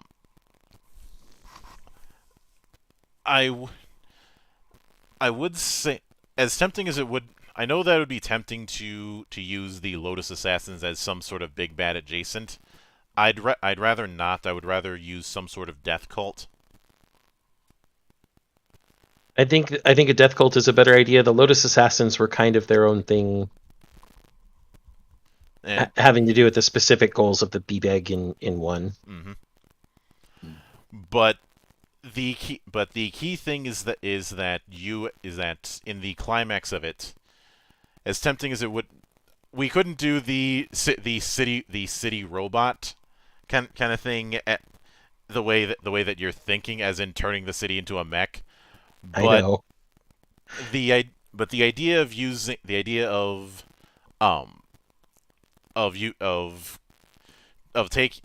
spirits that you've helped out, essentially pulling a spirit bomb and using a mech in the spirit realm, that I'm willing to go with. Yay! We still get our giant robot fight, Joel. Jeez, this has been a very victorious session for me. I gotta tell you, I feel deeply rewarded for having joined this. Yeah, but in the aftermath, as tempting as it would be to pick one of the three sides, I think it should be that given that by this point you have the reputation of the local hero of Phoenix Gate, the setup that you should have is that you end up being made regent, and your job is to keep neutrality with this place. Not a neutrality, a harmony. We've already been using that term. Essentially, while conflict between the three factions is inevitable, the ruling is keep Phoenix Gate out of it. Because if you bring it here, we're gonna be going back to square one with this crap all over again. Phoenix Gate is Phoenix Gate. We may be a part of the Empire, and we do seek the good of the Empire as well as our city, but Phoenix Gate is Phoenix Gate first and foremost. And we'll achieve a balance between us, the Empire, and the spirits that we have found. Yeah, and as far as why if any any of these successors argue, well, why should we go with that? Because if any of you try to sack Phoenix Gate, one, you're gonna have everybody in the city trying to fight you back, and two, that amount of fighting is going to on a ley line is going to cause us to go right back to square one, just without as much protection. Not only without as much protection, but I might just help it along this time. I have an incentive to actually tear it open and let you guys suffer a bit. Because another thing, since we already kind of established that the ley line will have ripple effects, if the end of your quest is that you basically have your hand on the trigger of the big gun that can shoot into that, and you can make those ripple effects happen wherever the fuck you want, they have a lot of reason to be on your good side. Exactly. That's my point. Mm-hmm. Love it. I actually fucking love that. Yeah. I have my hand on the big fucking button. Do you want to deal with the man who has his hand on the big fucking button in a disrespectful way, or do we talk as equals? Mm-hmm. Because the ultimate approach is that with the three successors, they are only seeing the big picture of how to manage the whole of the empire. They don't have the perspective to see what's going on in the trenches. Whereas by this point, when you've met them, you do, and that's the part that you're representing. And them choosing to make you that regent, that delegate, is actually good. That's not only good politics, that's good leadership. Mm-hmm. If you don't have the perspective to understand the problems, appoint someone who does. Mm-hmm. And so they can help you do so. It could be argued that is the one thing that they agree on, that it's better to let this person run things since one, you're someone that the people of Phoenix Gate will trust, and two, you're not interested in turning Phoenix Gate into your own little fiefdom. Nope. You want Phoenix Gate upholding the well-being of the city. Yeah. Yep. You're especially since throughout all your little discussions with your spirit friend, you've come to an understanding about the ancient society that used to be here, as well as how times have changed. It has a better understanding of modern times. You have a better understanding of what Phoenix Gate was really meant to be back in the day, and that purpose was lost. Mm-hmm. Now you can re-intention that purpose. You can still keep Phoenix Gate as the large cultural melting pot with all the fun stuff in it as you want, but you just have to make sure that the people understand there is one more thing to understand about Phoenix Gate itself. Mm-hmm. Seem like the kind of people that will understand that, though. And of course. As a coda, as far as the question of separating the two, the answer, that's a scene that you can set up at the end of. You could have exercised me. You could exercise me anytime you wish. I would just go back to that tomb, and the protagonist in this case would go with, no, I don't think I'll be doing that just yet. There's still a lot of work to be done. All right, gentlemen, that is the sound of my wonderful girlfriend returning home from D&D. So I think we're gonna have to wrap this up. Yeah, we've already covered everything that we need to. So that will do it for this particular episode. I feel like we've done good work today, gentlemen. Yeah, done of course. God's work. Now, on Tuesday the interview train starts once again. In fact, I think I have at least one interview aside from the 16th. I have one interview a day up until the 21st. Boy. Man, you keep busy, Mel. Yeah, I do. Yeah, I do. And of course, we'll be back here next week with something video game adjacent. But this time it won't be game design. It'll be dealing with what I like to consider the Leaning Tower of Pisa when it comes to competitive multiplayer. Ooh. So keep an eye out for that. But until then, on behalf of the good brothers present and not present, my name is Mildra, I am your gaming monk, and join the watch.